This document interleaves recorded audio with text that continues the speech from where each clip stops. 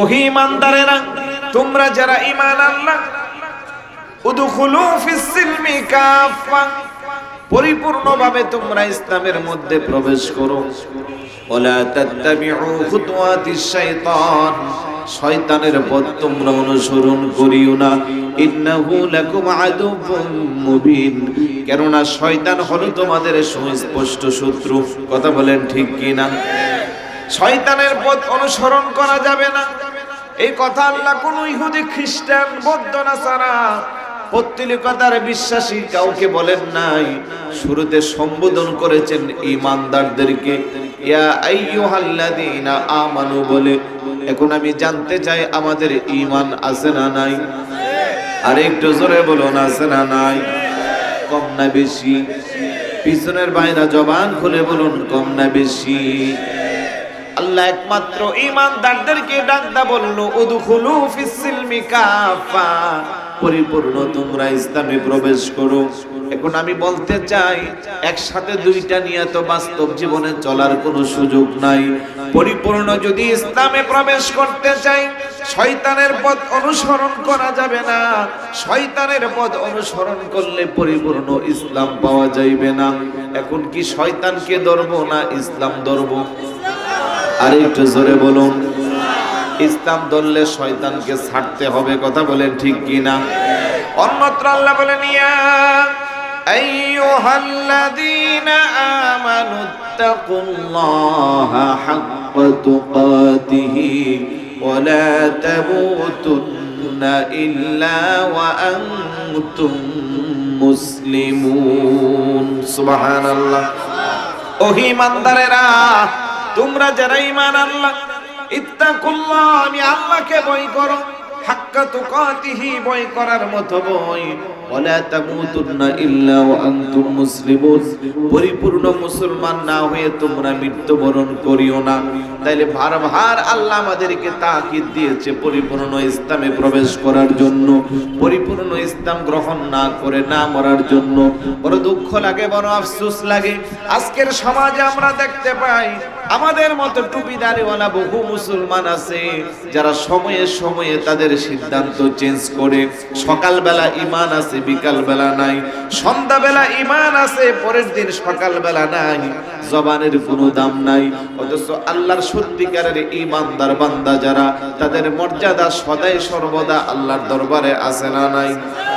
আরে একটু জোরে বলুন, আছে না নাই?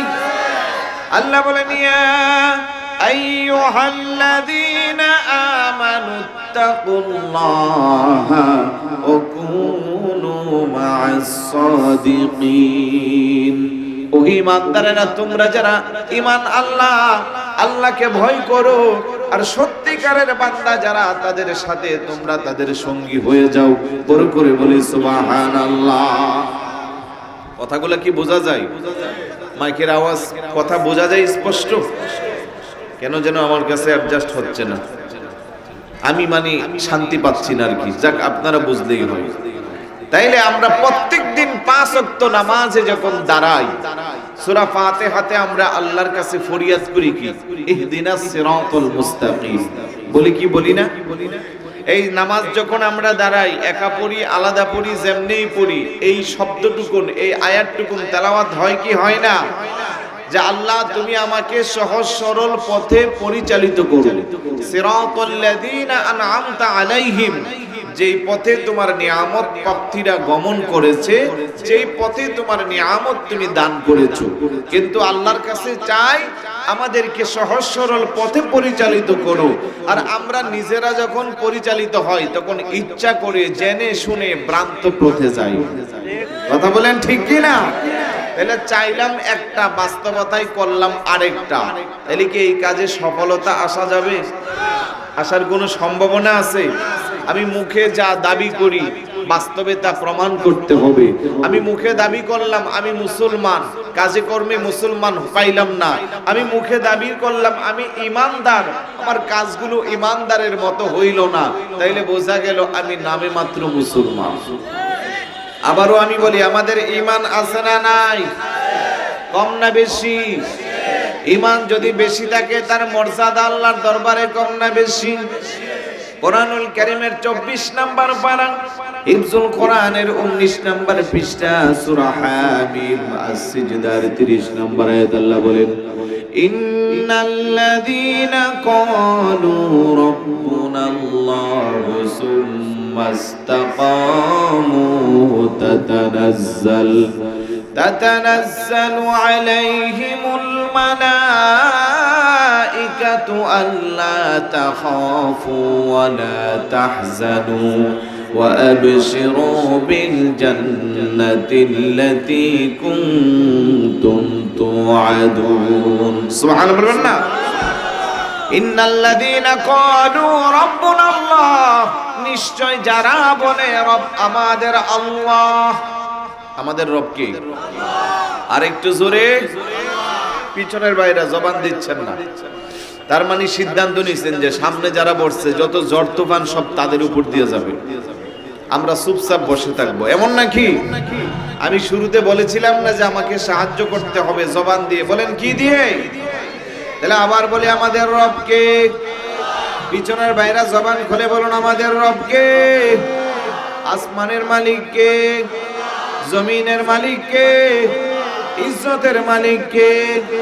প্রত্যেক দিন নির্দিষ্ট সময়ে পূর্ব আকাশে সূর্য ওঠায় কে? সূর্যটা আবার পশ্চিম আকাশে অস্ত দেয় কে?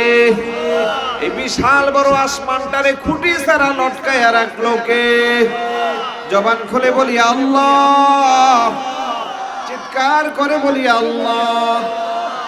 ইন্নাল্লাযীনা ক্বালু রাব্বুনাল্লাহ, নিশ্চয় যারা বলে রব আমাদের আল্লাহ, সুম্মা ইসতাকামু, অতঃপর সেই কথার উপরে স্থির থাকে, অবিচল থাকে, অটুট থাকে, কোনোভাবেই সেই কথা থেকে দূরে সরে না। আমার আল্লাহর এমন পাক্কা ঈমানদার বান্দা আছে না নাই? আরে একটু জোরে বলুন আছে না নাই? নিশ্চয় যারা বলে রব আমাদের আল্লাহ, মুখে স্বীকৃতি দেওয়ার পরে কারো হুমকির কারণে, কারো ধমকির কারণে, কারো ক্ষমতা পাওয়ার, জনগোষ্ঠী ম্যান পাওয়ার বলেন কোনো কিছুর কারণে সেই কথা থেকে দেশ সে দূরে সরে যায় না।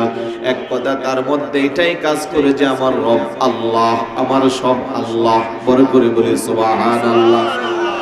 এমন পাক্কা ঈমানদার যারা, মজবুত ঈমানদার যারা, তাদের ব্যাপারে আল্লাহ বলেন তাতানাজ্জালু আলাইহিমুল মালাইকা, আমার আল্লাহ তার জন্য ফেরেশতা পাঠাবে। মুফাসসিরিন কিরাম বলেন কেন তার জন্য ফেরেশতা পাঠানো হবে? তো তাকে সাহায্য সহযোগিতা করার জন্য ফেরেশতা পাঠাবে। তো সাহায্য সহযোগিতা কোথায় হবে? ও তার মরণে, তার কবরে, তার হাসরে, তার মিজানে, তার ফুলসিরাতে। চিৎকার করে বলি সুবহানাল্লাহ। পাক্কা ঈমানদারদেরকে আল্লাহ ফেরেশতা পাঠাইয়া সাহায্য করবে কোন কোন জায়গায়? মরণে, কবরে, হাসরে, মিজানে, ফুলসিরাতে। আল্লাহু আকবার বলেন না? এলে ঈমানদারের কোনো ভয় আছে? আওয়াজ দিয়ে বলুন কোনো ভয় আছে? আল্লাহ তাখাফু ওয়া লা তাহজানু, তার কোনো ভয় নাই, তার কোনো চিন্তা নাই।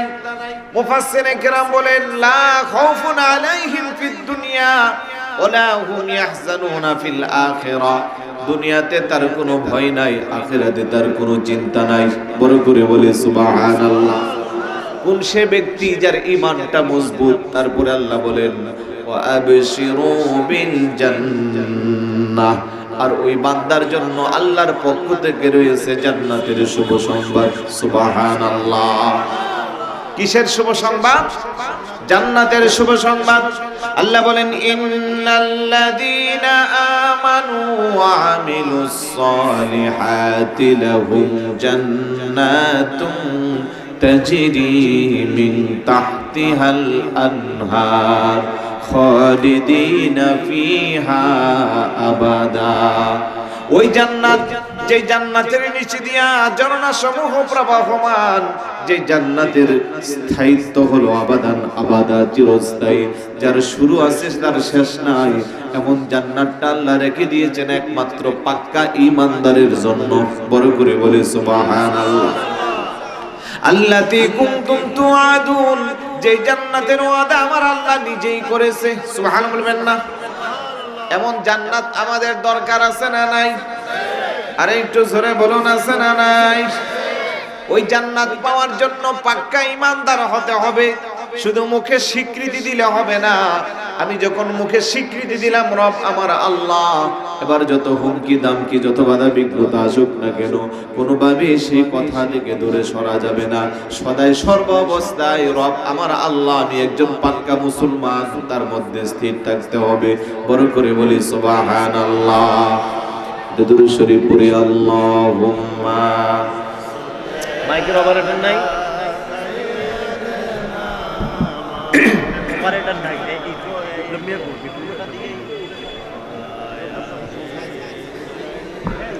তোমার মূল মালিক, তুমি কি কাজ বুঝো? একটু অ্যাডজাস্ট করো, আমার কানে খুবই বাজে লাগতেছে, মোটা মোটা অবস্থা। সাউন্ডটা চেঞ্জ করছি। সবাই মুহাব্বতে পড়ি আল্লাহুম্মা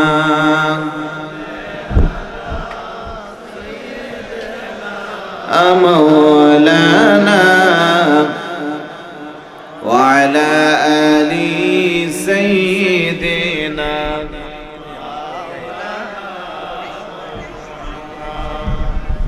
তাহলে আমি এতক্ষণ যা আলোচনা করলাম, ইমানদারের ইমানের স্থায়িত্বটা যদি অটুট থাকে, স্থির থাকে, পৃথিবীর কোনো হুমকি দামকি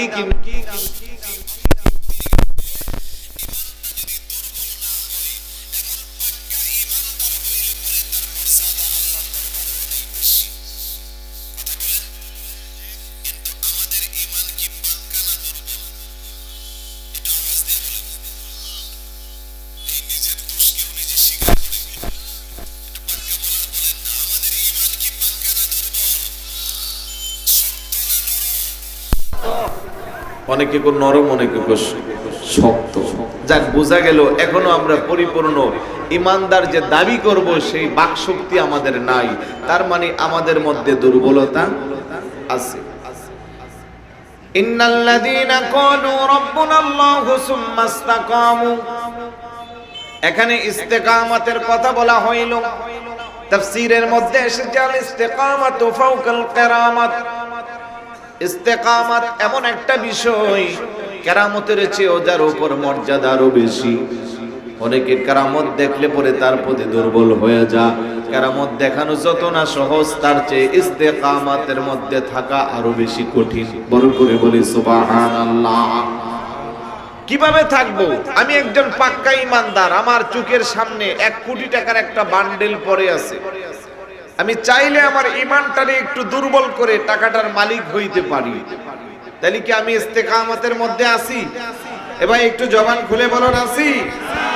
আমি চাইলে আমার কলমের গুতা দিয়ে 1 বিঘা জমি হাতে নিতে পারছি, অন্যায়ভাবে অন্যের জায়গাটা আমি দখল করতে পারতেছি, কিন্তু আমি ইস্তেকামতের মধ্যে থাকার কারণে আমি পারছি না।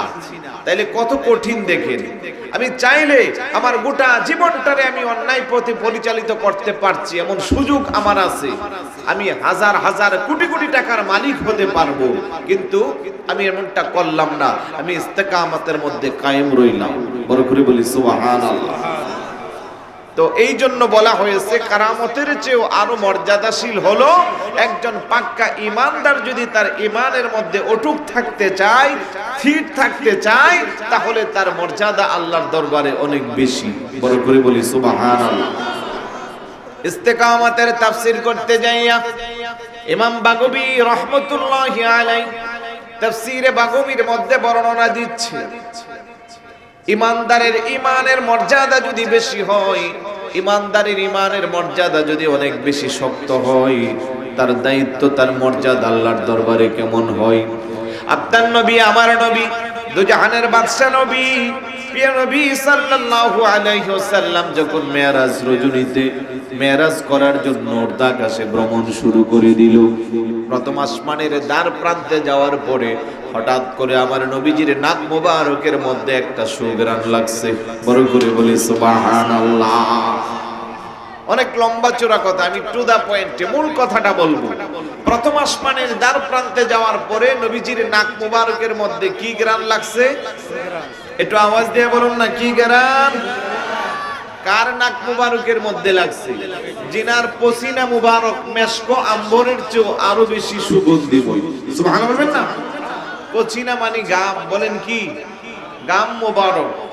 নবীজির গাম মুবারক মেশকো আম্বরের চেয়ে আরো বেশি সুগন্ধিময়।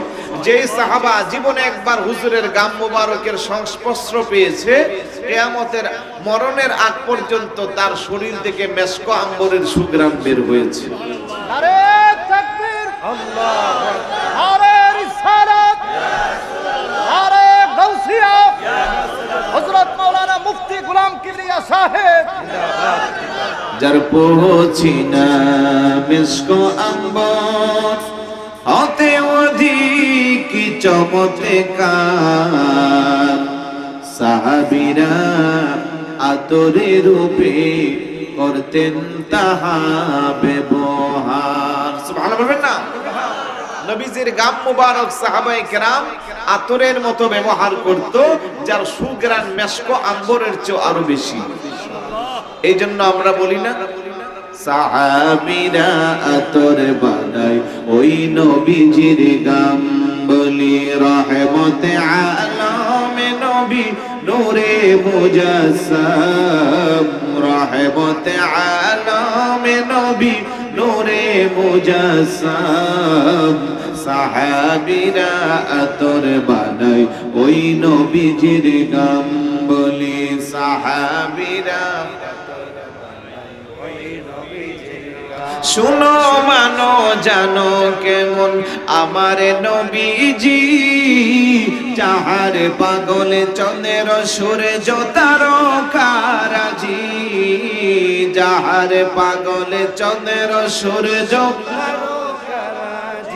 আরো শুনে বাণী সুন্দর কাহিনী, আরো শুনে বাণী সুন্দর কাহিনী। জান্নাতের ওই রোমে রোমে লিখা নবীর নাম, বলি রহমতে আলমে নবী নূরে মুজাসসাম, রহমতে আলমে নবী নূরে মুজাসসাম।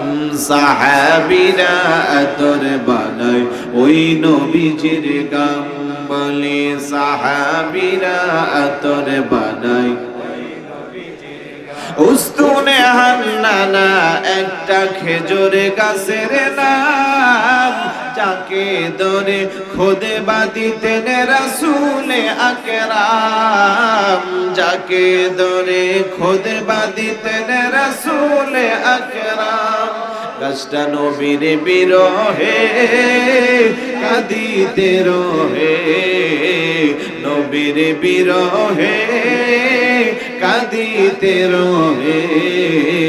হতবাক হইলেন যত সাহাবা একরাম, বলি রহমতে আলমে নবী নূরে মুজাসসাম, রহমতে আলমে নবী নূরে মুজাসসাম।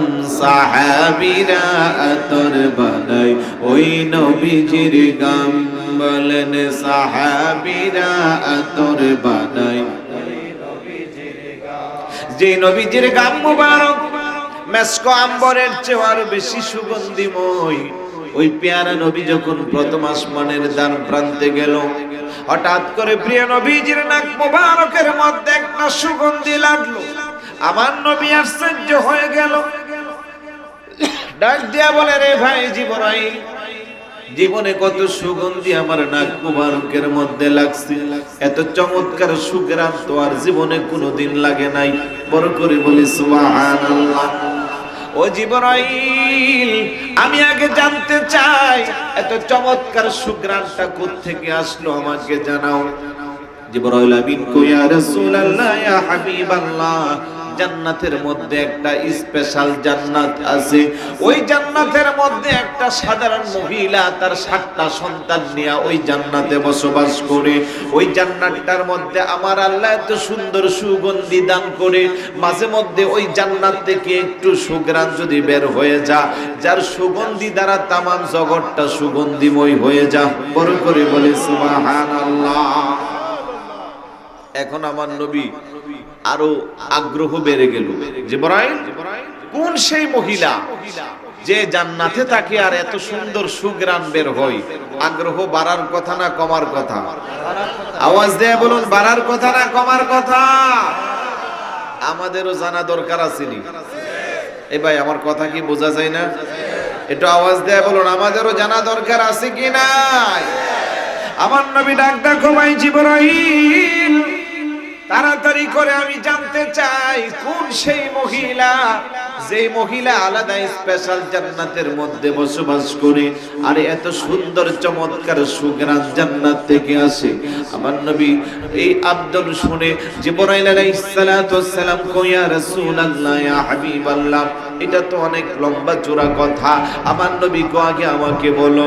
জিবরাইল আমিন কয়, ইয়া রাসূলুল্লাহ, ইয়া হাবিবাল্লাহ, এই পৃথিবীর মধ্যে একজন নাফরমান বাদশা ছিল, একজন বেঈমান কাফের বাদশা ছিল, যে সিংহাসনে বসার পরে নিজেকে ডিক্লার দিয়েছিল, আনা রব্বুকুমুল আ'লা, আমি সবচেয়ে বড় খোদা। বড় করে বলি নাউজুবিল্লাহ।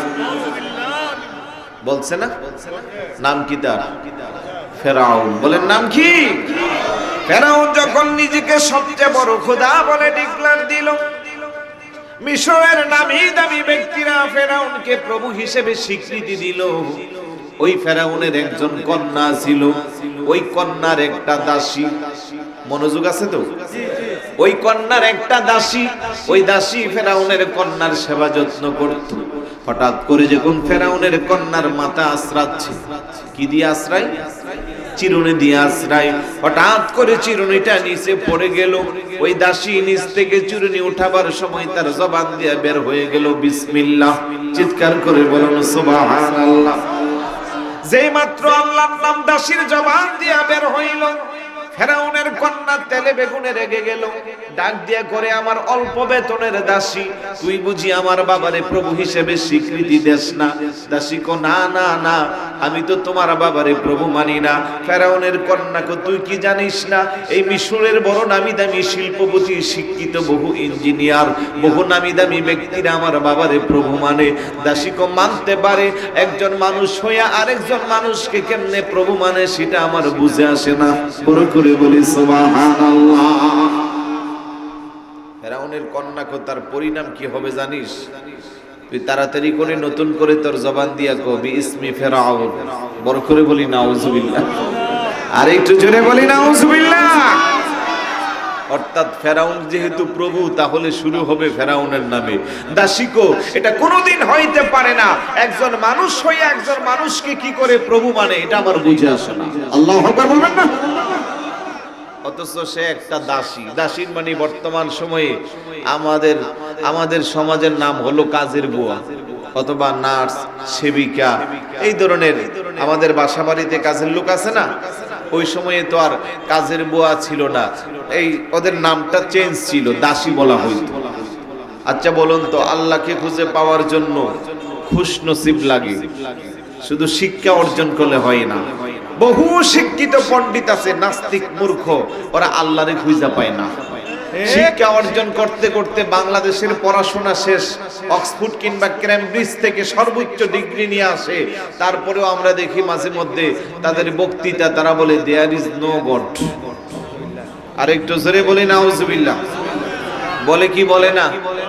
তারা বলে আল্লাহ বলতে কিছু নাই। আর একটু জোরে বলি নাউজুবিল্লাহ। এরকম যুগ যুগ ধরে নাস্তিক ছিল, আছে, কিয়ামত পর্যন্ত থাকবে। তবে এই নাস্তিকদেরকে শিক্ষা দেওয়ার জন্য আবার বড় বড় আলেম উলামা লাগে না, সাধারণত কাজের বুয়ারাই যথেষ্ট। বলে হুজুর কেমনে? ইমামে আজম আবু হানিফা রাহমাতুল্লাহি আলাইহি, ওনার সময়ে এক জাত নাস্তিক জায়গা জায়গা মানুষকে গুমরা বানাচ্ছে। তারা ফতোয়া দিচ্ছে আল্লাহ বলতে কিছু নাই, ক্রিয়েটর বলতে কিছু নাই, গড বলতে কিছু নাই, এই গোটা পৃথিবী এমনিতেই সবকিছু চলে, এখানে কারো কোনো হস্তক্ষেপ নাই। বড় করে বলি নাউজুবিল্লাহ। আর একটু জোরে বলি নাউজুবিল্লাহ। এইরকম ধরেন আপনাদের এরকম মুরের মধ্যে নাস্তিকরা কথা বলতে আছে, আরেকজন কো আপনারা না এত শিক্ষিত, আপনারা বলেন আল্লাহ নাই, আমাদের বাসায় যে কাজ করে একটা বুয়া আছে, সে তো কো তার কাছে নাকি আল্লাহ আছে। সুবহানাল্লাহ বলবেন না? আমাদের গ্রামে একটা বুড়া মহিলা আছে, ওই মহিলা বলছে যে পৃথিবীর কারো কাছে যদি আল্লাহ না থাকে ওই মহিলার কাছে আছে। নাস্তিক গুলা কোথাইলে ওই মহিলার কাছে যাওয়া দরকার। গেল গিয়া দেখে একেবারে ঠনটুন্না বুড়া, মানে বুড়ার মধ্যে পার্থক্য আছে না, গিয়া দেখে একেবারে বুড়া। এই বুড়ি, তুই নাকি আল্লাহরে পাইছো? বলে হ্যাঁ। তোর কি লেখাপড়া আছে? কোনা। পড়তে জানো? কোনা। লিখতে জানো?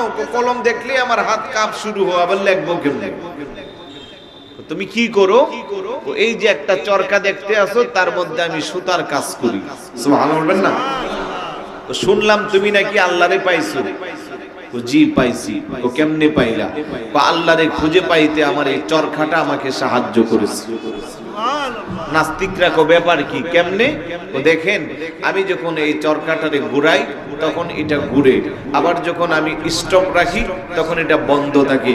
আমি চিন্তা করলাম প্রত্যেকদিন নির্দিষ্ট সময়ে পূর্ব আকাশে সূর্য ওঠে, পশ্চিম আকাশে সূর্য অস্ত যায়, রাতের বেলা পূর্ণিমার চাঁদের রাতের বেলা আবার চাঁদ ওঠে, পূর্ণিমার রাত আসলে পরে মিটিমিটি তারকা দিয়ে আসমানটা সুন্দর হয়ে যায়, গ্রহ নক্ষত্র গ্যালাক্সি সবকিছু নিয়মতান্ত্রিক ভাবে এই যে একটা সুন্দর পদ্ধতিতে চলতে আছে, এগুলা তো এমনিতেই চলে না।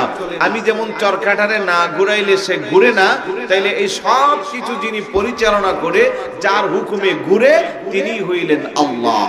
বড় করে বলি সুবহানাল্লাহ। নাস্তিকরা কথা তো আসলে ফেলে দেওয়ার মতো না, যুক্তি তো মোটামুটি ঠিক আছে। আচ্ছা বুড়ি ঠিক আছে, মানলাম আল্লাহ আছে, তবে কয়জন? বুড়িকে একজন। না, এটা মানি না। বুড়িকে কেন মানো না? একজন এতগুলা কাজ কি করে করে? বুড়িকে দেখো, আমি গবেষণা করে দেখলাম একজন বিদায় সম্ভব, দুইজন হইলে কোনোদিন সম্ভব হইতো। নাস্তিক গুলা এটা আবার কেমনে পাইলা? তাও আমার চরকাটা দিয়ে আমি পাইছি। সুবহানাল্লাহ বলবেন না? ও কেমনে? দেখেন, আমি এটারে ডান দিকে ঘুরাইলে এটা ডান দিকে ঘুরে, বাম দিকে ঘুরাইলে বাম দিকে ঘুরে। আমি চিন্তা করলাম যদি আমার আরেকজন পার্টনার থাকতো, আমার যদি আরেকজন শেয়ার হোল্ডার থাকতো, তাহলে আমি চাইতাম ডান দিকে আর সে চাইতো বাম দিকে। এক সময় ঝগড়া লাগিয়া মাঝখানে চরকাটা ভেঙে যাইত। তো এই সব কিছু যিনি পরিচালনা করে, যিনি যাকে আমরা আল্লাহ বলি, উনি একজন। যদি একের অধিক হইতো, নিয়মতান্ত্রিক ভাবে সবকিছু ঠিকভাবে এইভাবে পরিচালনা হইতো না, কোথাও না কোথাও গন্ডগোল হইতো, একদিন না একদিন সমস্যা হইতো, আর গোটা পৃথিবী ধ্বংস হয়ে যাইতো। বড় করে বলি সুবহানাল্লাহ। পণ্ডিত নাস্তিক গুলা বলে, বুড়ি মহিলা অনেক পড়াশোনা করলাম, দেশের পড়াশোনা শেষ করে বিদেশ থেকে ডক্টরেট আনলাম, কোনদিন তোমার মতো চরকা দিয়ে আমরা চিন্তা করি নাই। আস্তে আমরা বুঝতে পারলাম আমরা সঠিক পথে নাই, তোমারটাই সত্য, সুতরাং আমাদেরকে পড়িয়ে দাও লা ইলাহা ইল্লাল্লাহু মুহাম্মাদুর রাসূলুল্লাহ সাল্লাল্লাহু আলাইহি ওয়াসাল্লাম। আলহামদুলিল্লাহ বলবেন না? তো যে কথা বলতেছিলাম, ফেরাউনের কন্যা, কন্যার দাসী। কন্যা কয়, আমার বাবার কাছে কি সংবাদটা পৌঁছিয়ে দিব? দাসীকে কোনো সমস্যা নাই, আমি আর লুকোচুরি রাখতে পারবো না, দীর্ঘদিন লুকোচুরি রাখছি, এখন যেহেতু জেনে গেছে, যা ইচ্ছা তা করো। ফেরাউনকে বলল, বাবা, আমার যে খাদেমা মহিলা আছে, আমার যে দাসী মহিলা আছে, সে তো দেখতেছি আপনাকে প্রভু মানে না। ফেরাউন তো আরো রেগে গেল, বলস কি? অল্প বেতনের কর্মচারী, সে যদি আমারে প্রভু হিসেবে স্বীকৃতি না দে, রাজ্যের নামি দামি লোকেরা যদি এই খবর পা, তাইলে তো আমার অবস্থা, ভাবমূর্তি নষ্ট হয়ে যাবে। তাড়াতাড়ি ডাক, দাসীর ডাইখা নিয়ে, তোর কি বেতনে পোষায় না? বেতন ডাবল করে দিব। নাউজুবিল্লাহ বলবেন না? তোর যা চাহিদা সব দিব, কিন্তু তুই অল্প বেতনের কর্মচারী, আমারে প্রভু মানবি না, অথচ রাজ্যের নামি দামি বহু লোক আমারে প্রভু মানে। দাসীকে দেখেন, আমি যেমন মানুষ, আপনিও মানুষ, আমার যেমন দুইটা চোখ, আপনারও দুইটা চোখ আছে, আমার যেমন দুইটা হাত, আপনারও আছে, সব কিছু আপনার সাথে আমার মিল আছে, তাহলে আপনি কি করে আমার প্রভু হবেন? এটা কোনোদিন হইতে পারে না। আমি কালমা পড়েছি, লা ইলাহা ইল্লাল্লাহ মুসা কালিমুল্লাহ, চিৎকার করে বলি সুবহানাল্লাহ। ফেরাউনকে দেখ, তোরে 3 দিনের সময় দিলাম, আমার কথার উল্টা পাল্টা হইবে, তোকে আমি যথেষ্ট পরিমাণের পানিশমেন্ট দিব। দাসীকে 3 দিন না 3 বছর দিলেও কাজ হবে না, কারণ ইমানদারের জবান কয়টা? আর একটু জোরে বলুন কয়টা? শুরুতে আমরা ওয়াদা করেছিলাম আমরা সবাই ইমানদার, মনে আছে? আমি বলেছিলাম শক্ত না নরম, বেশিরভাগ বলছেন শক্ত, তার মানে মজবুত ঈমান আমাদের আছে না নাই? আর একটু জোরে বলুন আছে না নাই? একটু মনে রাখতে হবে আমাদের জবানের কি অবস্থা। ইমানদারের জবান কয়টা? একটা। প্রয়োজনে জীবন চলে যাবে, জবান লড়বে না, কিন্তু আমাদের জবানের কোনো ভ্যালু আসেনি। সকালে একরকম, বিকালে আরেক রকম, হালুয়া পাড়া আসলে একরকম, কান্দির পার গেলে আরেক রকম। কথা বলেন ঠিক কি না? 3 দিন পার হয়ে গেল, জালিম বাদশা ফেরাউন ডাক দিল, দাসী সিদ্ধান্ত কি নিলাম? দাসী বলে, ফেরাউন 3 দিন না গোটা জীবনও যদি চলে যায়, আমার সিদ্ধান্ত একটা, আমি তোমাকে কোনোদিন প্রভু হিসেবে স্বীকৃতি দিতে পারবো না। ফেরাউন বলে, বুঝতে পারলাম অল্প বেতনের চাকরানি, তোকে আমি ইচ্ছা মতো পানিশমেন্ট দিব, যাতে করে তোর পানিশমেন্টের দ্বারা গোটা জাতি দেখতে পারে আমি ফেরাউনকে প্রভু না মানার কি শাস্তি যদি কেউ দেখতে যায় তারা যেন হাজির হয়ে যা। বড় করে বলি নাউজুবিল্লাহ। মন্ত্রী পরিষদের লোকদেরকে বলল, বিশাল বড় একটা উন্মুক্ত ময়দান সাজাও, রাজ্যের মধ্যে অ্যানাউন্স করে দাও, আমি ফেরাউনকে প্রভু না মানার শাস্তি যদি কেউ দেখতে চায়, নির্দিষ্ট সময়ে যেন অমুক দিন অত তারিখে অতটা সময় হাজির হয়ে যা। আর রাজ্যের লোকদেরকে বলল, একটা প্যান্ডেল বানাইবা, মঞ্চ বানাইবা, হাজার হাজার মানুষ যখন জমায়েত হইল, ওই ফেরাউন তার বাহিনী নিয়ে তার সিংহাসনের মধ্যে বসলো, হাজার হাজার মানুষ জমায়েত হইল শাস্তি দেখার জন্য। ফেরাউন ওই দাসীকে ডাক দিয়া শেষবারের মতো জিজ্ঞেস করলো, দাসী এখনো সময় আছে, আমাকে প্রভু হিসেবে স্বীকৃতি দিবা নাকি আমার শাস্তি গ্রহণ করবা? দাসী বলে, একবার না দুইবার না 1000 বার তোমার শাস্তি গ্রহণ করব, কিন্তু আমি আমার ঈমান নামক দৌলতরা দিতে পারবো না। চিৎকার করে বলে সুবহানাল্লাহ। ইমাম বাগবী আলাইহির রাহমা বর্ণনা করেন, ওই মহিলার 7টা সন্তান ছিল। বলেন কয়টা? 7টা সন্তান নিয়ে মহিলাকে হাজির করলো। ফেরাউন চিন্তা করলো, পৃথিবীর এমন কোন মা নাই যে মার সামনে সন্তানকে হাত পা গোলা বেঁধে যদি শাস্তি দেওয়া হয় মা পাশে দাঁড়াইয়া দাঁড়াইয়া দেখবে, এমন মা পৃথিবীতে নাই। কারণ সন্তানের জন্য মা পারে না এমন কোনো কাজ নাই। কথা বলেন ঠিক কি না? জল্লাদকে ডাক দা, বলো জল্লাদ, বিশাল বড় একটা পাত্রের মধ্যে পর্যাপ্ত পরিমাণের তৈল নাও, নিচে দিয়া ভালো করে আগুন দাও। ভালো করে আগুন দিয়া যখন তৈলটা টকবক করতে লাগলো, ওই দাসীর 7টা সন্তানের প্রথম সন্তানটাকে হুকুম দিল, জল্লাদ হাত পা গুলো ভালো করে রশি দিয়া বেঁধে মায়ের চোখের সামনে 1 নাম্বার সন্তানটাকে উত্তপ্ত তৈলের মধ্যে ফেলে দাও, তারপরে দেখি মার কি অনুভূতি। আল্লাহু আকবার। জল্লাদ তাই করলো, হাত পা 4টার মধ্যে রশি দিয়া বাইরা ওই দাসী মহিলার 1 নাম্বার সন্তানটাকে যখন উত্তপ্ত তৈলের মধ্যে ছেড়ে দিল, মা নিস্তর দেহের মতো তাকাইয়া ফরিয়াদ করে, আল্লাহ, একদিক দিয়া হলো আমার ঈমান, আরেক দিক দিয়া হইল আমার সন্তান। সন্তানের যদি আমি মহাব্বত করি, সন্তানকে যদি বাঁচাইতে যাই, আমার ঈমান থাকবে না। আর ঈমান নামক দৌলত যদি আমি গ্রহণ করতে চাই, আমি সন্তানের মায়া করতে পারবো না। ও আমার আল্লাহ, তুমি আমাকে উত্তম ধৈর্য দাও, আমাকে উত্তম ধৈর্যের মাধ্যমে আমার ঈমানকে রক্ষা করার তুমি তৌফিক দাও। শেষ পর্যন্ত মহিলা সিদ্ধান্ত নিল, সন্তান গেলে সন্তান পাওয়া যাবে, কিন্তু ঈমান গেলে তো আর ঈমান পাওয়া যাবে না। কথা বলেন ঠিক কি না? আমার হালুয়া পাড়ার বাইরে একটা জবান দেন, আপনাদের এই হালুয়া পাড়ার রিকশা রিস্কাওয়ালা, ঠেলা গাড়িওয়ালা, ভ্যান গাড়িওয়ালা, তার পাক্কা ঈমান আছে। আরেকজন শিল্পপতি, হাজার হাজার কোটি টাকার মালিক, তার ঈমান নাই। আমার আল্লাহর আদালতে রিস্কাওয়ালার দাম না শিল্পপতির দাম বেশি? আর একটু জোরে বলুন, কার দাম বেশি? শুধু হালুয়া পাড়া নয়, বাংলাদেশ নয়, গোটা পৃথিবীর সমস্ত সম্পদগুলোকে যদি এক পাল্লায় রাখা হয়, আর নবীর একটা আদনা গুনাহগার উম্মত যার ঈমানদার পাক্কা ঈমান, তার ঈমানটাকে যদি আরেক পাল্লায় রাখা হয়, আমার আল্লাহর দরবারে কার দাম বেশি? আর একটু জোরে বলুন, কার দাম বেশি? ওই দাসী মহিলা চিন্তা করলো, সন্তান গেলে সন্তান পাওয়া যাবে, ঈমান গেলে তো আর ঈমান পাওয়া যাবে না। আল্লাহু আকবার। মায়ের চোখের সামনে সন্তান তার হাত পা গোলা বেঁধে যখন উত্তপ্ত তৈলের মধ্যে ছেড়ে দিল, ফেরাউন ডাক, দেখো তুই কেমন মা, সন্তানের জন্য কি তোর কোনো মায়া লাগে না? এই সন্তান কি তুই তোর পেটের মধ্যে ধরিস না? মহিলা চোখের পানিগুলা ছেড়ে আর কান্না করে, ফেরাউন আজকে তুই আমারে যতই অপমান করিস, যতই আমাকে তুই ঘৃণার নজরে দেখিস, একটা না দুইটা না, আমি সবগুলা সন্তান আল্লাহর প্রতি দিব।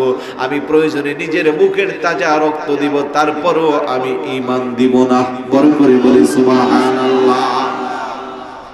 ইমাম বাগবী বর্ণনা করে, একটা না দুইটা না, ক্রমান্বয়ে 6টা সন্তানকে আগুনের মধ্যে দেওয়া হইল। আর বাকি আছে কয়টা? আওয়াজ দেয়া বলুন কয়টা?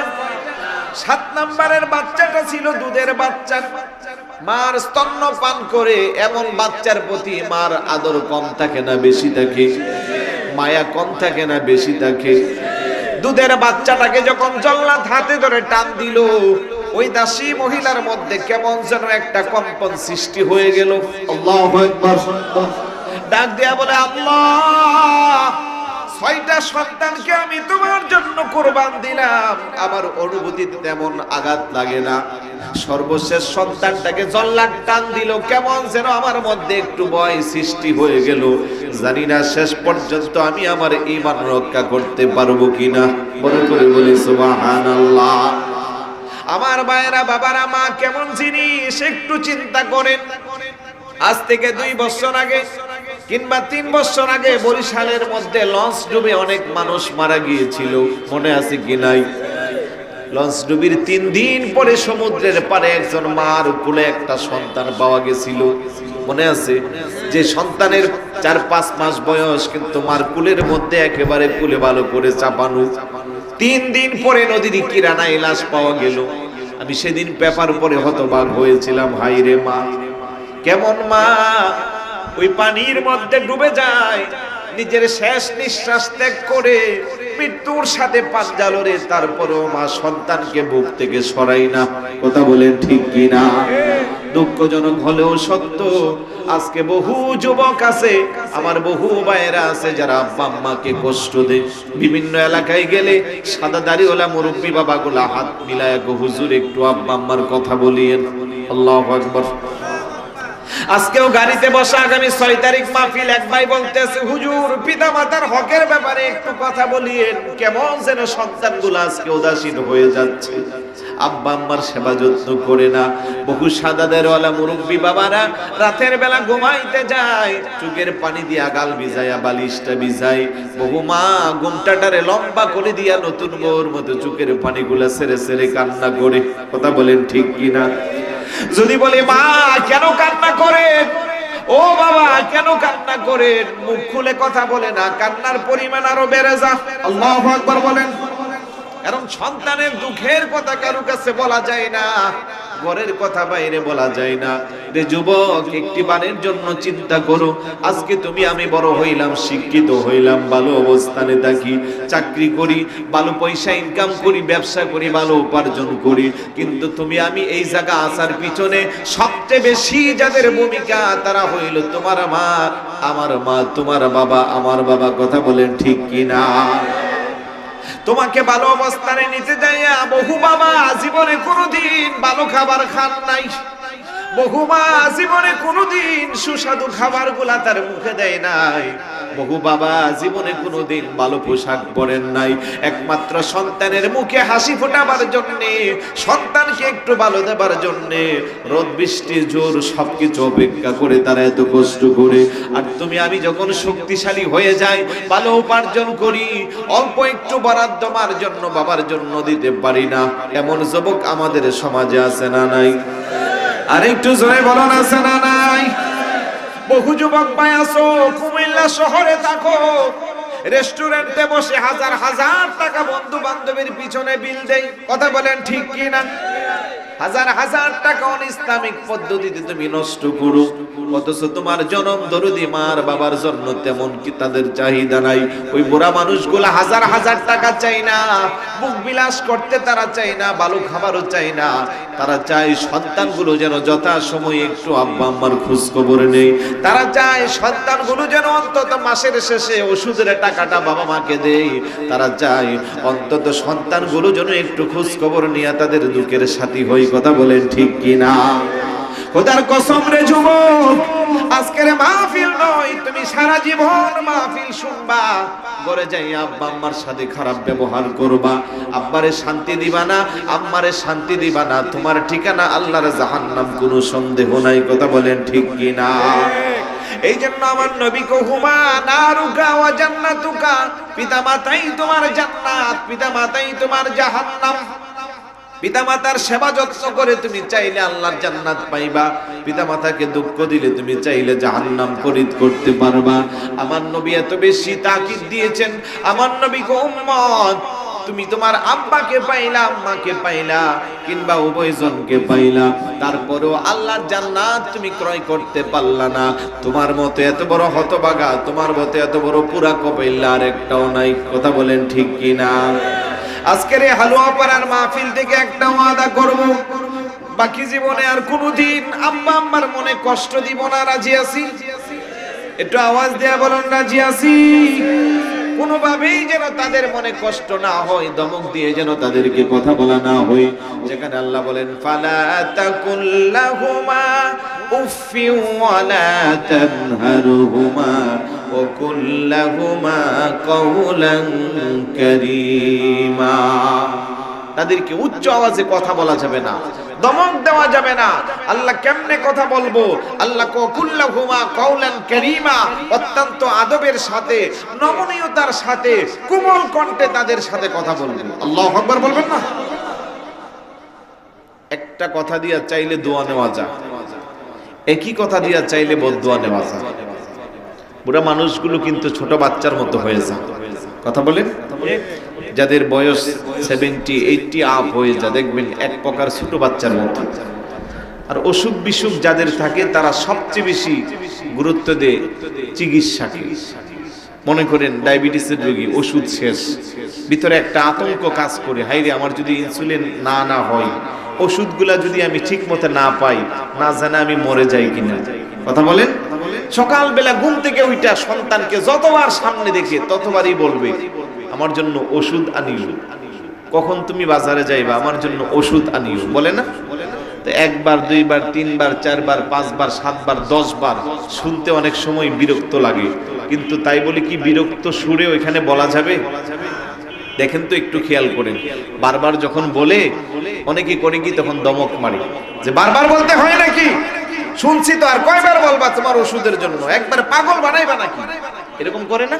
খবরদার, এই দমকটা আপনি দিলেন না, আল্লাহর আরশ আজিমটার মধ্যে কম্পন সৃষ্টি হয়ে যায়। আল্লাহু আকবার বলবেন না? আপনার দমকের সাথে আপনার আব্বা আম্মার কলিজাটা ছিঁড়ে যায়, তখন কান্না করে একাকী নির্জনে, যে একবারের জায়গায় 3 বার বললাম আমার সন্তান আমাকে ধমক দিল, অথচ ছোটকালে এই সন্তানের এক কথা আমি 1000 বার শুনছি, আমি তো বিরক্ত হই নাই। যাদের সন্তান আছে আপনারা দেখেন না, এই ছোট বাচ্চারা যখন খাবার দিতে নেন 1 ঘন্টা 1.5 ঘন্টা সময় নষ্ট হয়, আপনি কি বিরক্ত হন? আপনি কি রাগ করেন? আপনার 6 মাসের 1 বছরের বাচ্চাটা কান্না করে, কুলে নেওয়ার পরে আদর করেন, সোহাগ দেন, যত্ন করেন, কান্না করে আপনি কি ডিল মেরে ফেলে দেন? তাইলে আপনাকে এই সন্তানটাকে আপনি এত, এই সন্তান আপনাকে এত যন্ত্রণা দেয়, ওই মুহূর্তে তো আপনি বিরক্ত হন না। তো বুড়া হইলে ওই আব্বা আম্মা একবারের জায়গায় 3 বার বললে আপনি বিরক্ত হয়ে যান। তাই আব্বা আম্মার মনে সেই কথাগুলো স্মৃতিচারণ হয়, তখন অনেক বেশি কষ্ট পায়। এই কথাটাকেই যদি একটু ভালো করে বলা যায় যে আব্বা আপনি টেনশন করেন না, আপনি বারবার কেন বলতেছেন, আমি তো বাজারে যাইবই শুধু আপনার ওষুধ আনার জন্য। সুবহানাল্লাহ বলবেন না? খুশি না বেজার? তাইলে মনে মনে খুশি হয়ে যাবো, দেখছো আমার সন্তান তো একমাত্র বাজারে যাবে শুধু আমার ওষুধ আনার জন্য, তখন আপনার প্রতি দোয়া আরো বেড়ে যাইবে। তাইলে একটু দেখেন, একটু আমরা শুধু সেন্সটাকে কাজে লাগাই। একটু শুধু আমরা, আমাদের তো ব্যবসা অনেক সময় লাভ হয়, লস হয়, চাকরির বেতন প্রাইভেট হলে অনেক সময় আটকা পড়ে থাকে, 2-3 মাসে আসে, টাকা পাওয়া যায়, সব সময় তো আর এক যায় না, আমাদেরও একটু কষ্ট হয়, চাপ থাকে বিভিন্নভাবে। কিন্তু আব্বা আম্মার সামনে গেলে ওই চাপটাকে যেন না বুঝে একটু নিজেকে কন্ট্রোল রাখতে পারলে এই মানুষগুলোর কাছ থেকে শুধু দোয়া পাওয়া যায়। কথা বলেন ঠিক কি না? যে কথা বলতেছিলাম, কোনোভাবে আব্বা আম্মার মনে কষ্ট দেওয়া যাবে না। ওই মহিলা 6টা সন্তানকে আল্লাহর পথে কোরবান দিল। শেষ পর্যন্ত দুধের বাচ্চাটাকে যখন টান দিল, হঠাৎ করে তার মধ্যে কেমন যেন একটা অনুভূতির মধ্যে কম্পন সৃষ্টি হয়ে গেল। মহিলার এই অবস্থা দেখে তাফসীরের মধ্যে আসছে, তাকাল্লামা ফিল মাহদি আরবাআতা তিফলিন, পৃথিবীর মধ্যে মায়ের কোলে দুধের বাচ্চা কথা বলছে মাত্র 4 জন। বড় করে বলি সুবহানাল্লাহ। কয়জন? আওয়াজ দিয়ে বলুন না, কয়জন? ইউসুফ আলাইহিস সালাম যখন জুলাইখা খারাপ কাজের জন্য জবরদস্তি করলো, সাক্ষী হিসেবে কাকে নেওয়া হইল? 3 মাসের একটা দুধের বাচ্চা। সূরা ইউসুফের মধ্যে আমার আল্লাহ সুন্দর করে তা রেকর্ড করে দিয়েছেন। ওই বাচ্চাটা সাক্ষী দিছে। 3 মাসের বাচ্চা কি কথা বলতে পারে? হযরত ঈসা আলাইহিস সালাতু ওয়াস সালামকে যখন জিজ্ঞাসা করলো, উনি বললেন ইন্নী আব্দুল্লাহ, আমি আল্লাহর বান্দা। সুবহানাল্লাহ বলবেন না? এরকম ভাবে 4 জনের একজন হইল ওই ফেরাউনের কন্যা, কন্যার দাসী, দাসীর সন্তান। দুধের বাচ্চা ডাকতে বলে, মা আপনি বিরক্ত হবেন না, আপনি চিন্তিত হবেন না, আমার 6টা ভাইকে, তারা 6টা ভাই বোনকে উত্তপ্ত তৈলের মধ্যে ফেলে দিল, আমাকেও ফেলে দিবে, কিছুক্ষণ পরে আপনাকে দেওয়া হইবে। ফেরাউন বাহিনী দেখতে আছে আমাদেরকে উত্তপ্ত তৈলের মধ্যে ফেলে দেওয়া হয়, কিন্তু না না না, আমাদেরকে ফেলতে দেরি হয়, জান্নাতের ফেরেশতারা আমাদেরকে কুড়ে নিয়ে আল্লাহর দামি জান্নাতে বসাই। বড় করে বলি সুবহানাল্লাহ। 7টা সন্তানকে ওই তৈলে দেওয়ার পরে সর্বশেষ ওই মহিলাটাকেও ওই তৈলের মধ্যে দেওয়া হলো। আল্লাহু আকবার বলবেন না? জিবরাইল আমিন বলে, ইয়া রাসূলুল্লাহ, ইয়া হাবিবাল্লাহ, ওই ফেরাউনের কন্যা, ওই কন্যার দাসী, দাসীর 7টা সন্তান সহ ওই দাসী একটা স্পেশাল জান্নাতের মধ্যে বসবাস করে, যে জান্নাত থেকে মাঝে মধ্যে একটু সুঘ্রাণ আমার আল্লাহ দুনিয়াতে ছড়াইয়া ছিটাইয়া দেয়, আর তামাম পৃথিবীটা তার সুগন্ধ দ্বারা সুগন্ধিময় হয়ে যায়। সুবহানাল্লাহ বলবেন না? ওই আল্লাহ এখনো আছে না নাই? আরেকটু জোরে বলুন, আছে না নাই?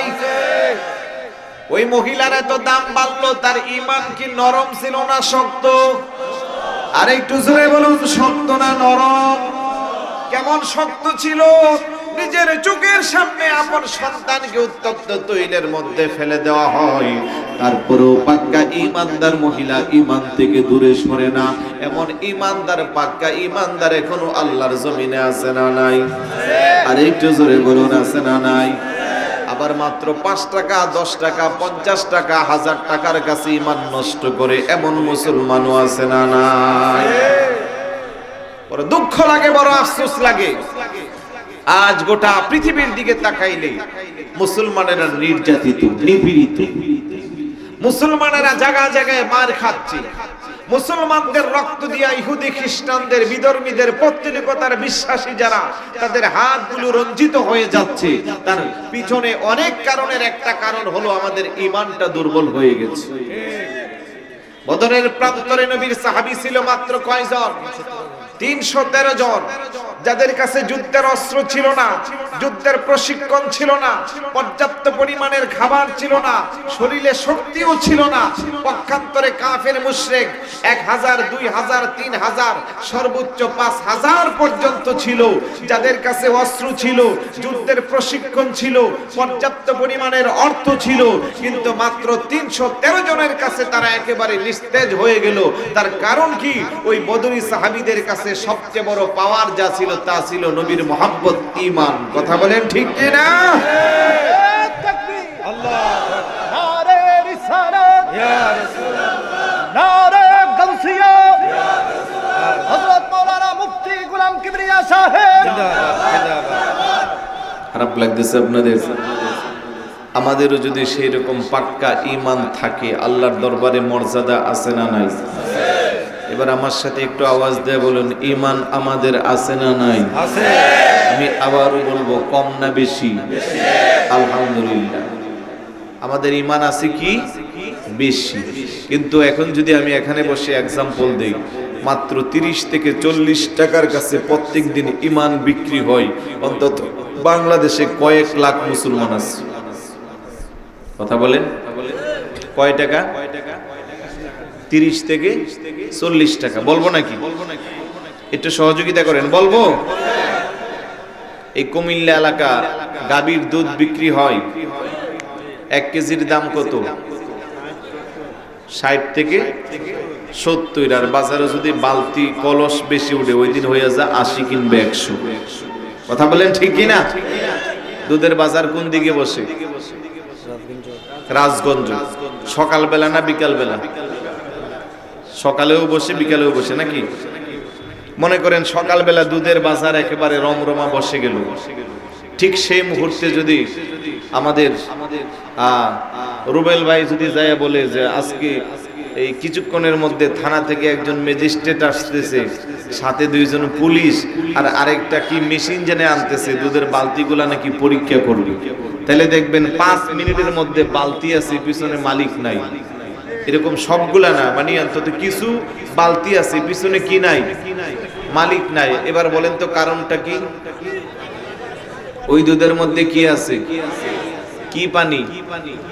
এক লোকের দোষছে যে পানি মিশেছে, সে কো আমার দুধ ভেজাল হইতে পারে, কিন্তু পানি যেটা মিশ করছে ওইটা কিন্তু ভেজাল না, খাঁটি পানি। বলে খাঁটি পানি কেমনে দিলি? কো আমার টিউবওয়েল আর্সেনিক মুক্ত, আমি ওইখান থেকে চাইপা সকালবেলা গরম পানিটা মিশাইছি। তো এইরকম খাঁটি পানি যে মিক্স করে দুধের মধ্যে, এরকম মুসল্লি আছে না নাই? এরকম মুসলমান আছে না নাই? মনে করেন 2 কেজি দুধের মধ্যে আপনি পানি মিশাইলেন, কতটুকুন মিশানো যাবে?